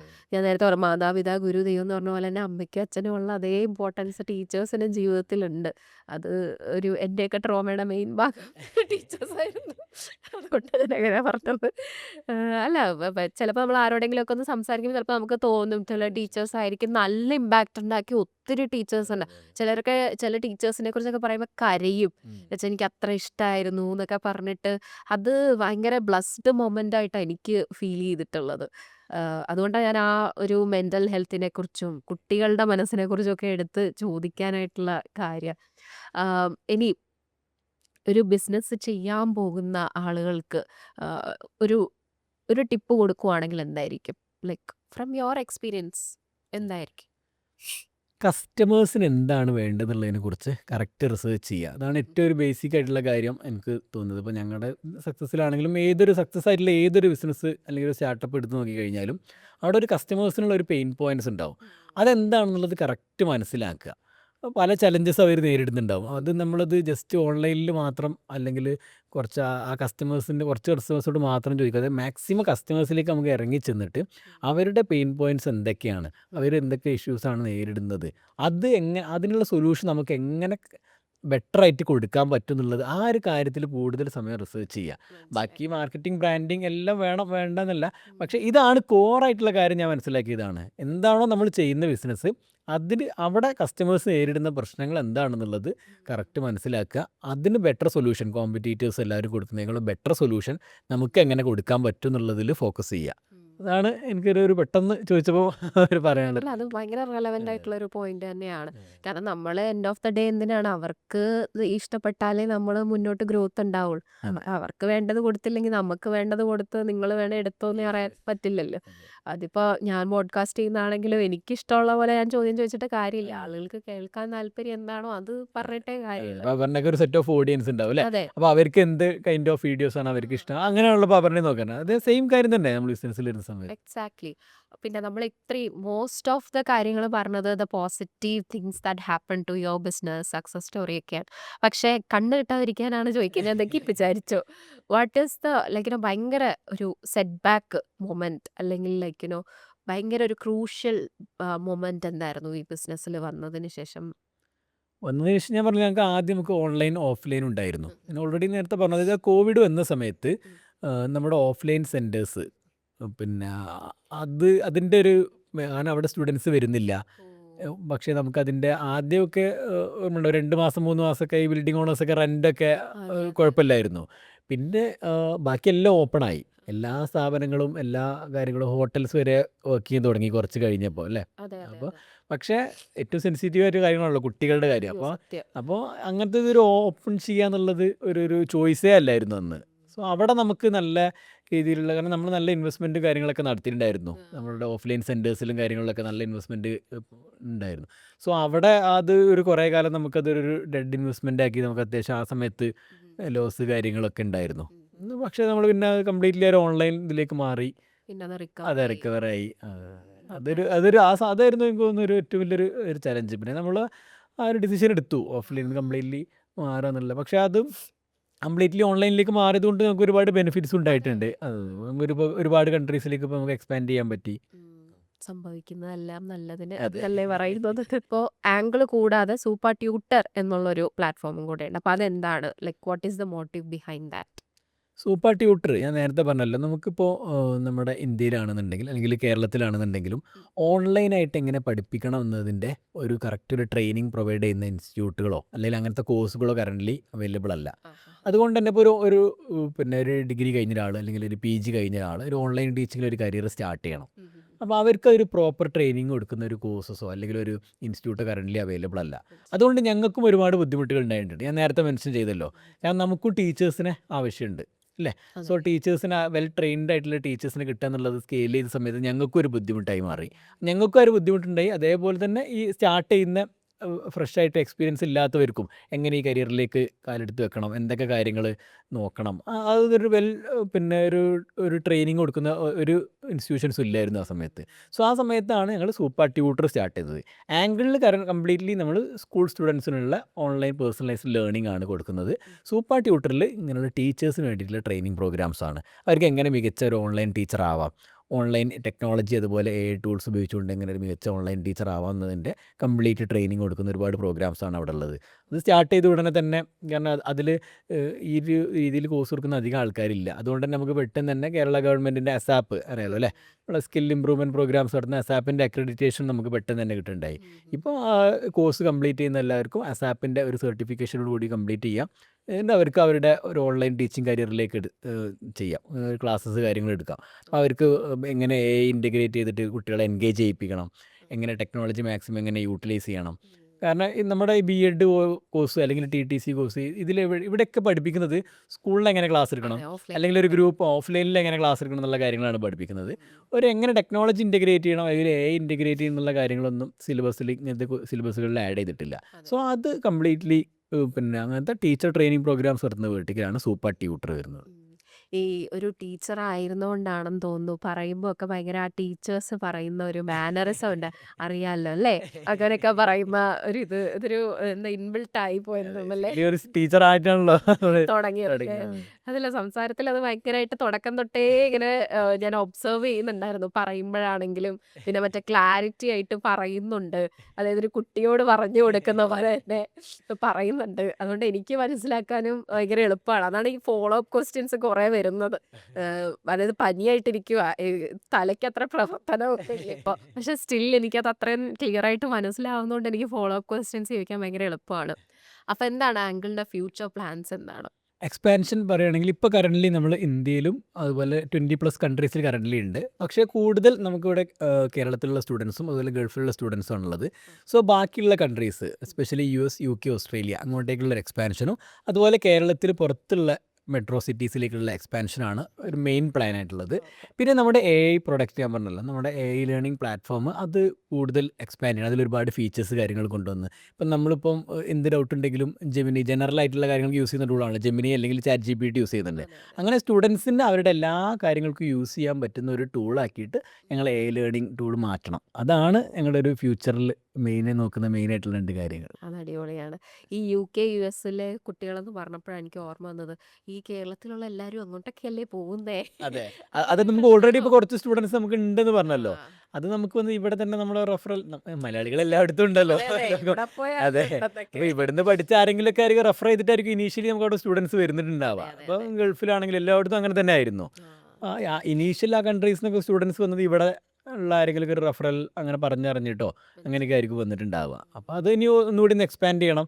എസ്പെഷ്യലി ഞാൻ നേരത്തെ പറഞ്ഞ 3 കൺട്രീസ് US, UK, ഓസ്ട്രേലിയ ആ ഒരു എക്സ്പാൻഷനും കേരളത്തിന് പുറത്തേക്കുള്ള എക്സ്പാൻഷനും ഈ ഒരു AI ടൂളിൻ്റെ കൂടുതൽ ഫീച്ചേഴ്സ് ആഡ് ചെയ്യണം. മനസ്സിലായി. ഇനി ഇംഗ്ലീഷ് ഇപ്പോൾ എല്ലാവരും യൂസ് ചെയ്യുന്ന ഒരു ലാംഗ്വേജ് ആണ്. മീഡിയം ഓഫ് കമ്മ്യൂണിക്കേഷൻ ഇപ്പോൾ ഈസി ആണ്.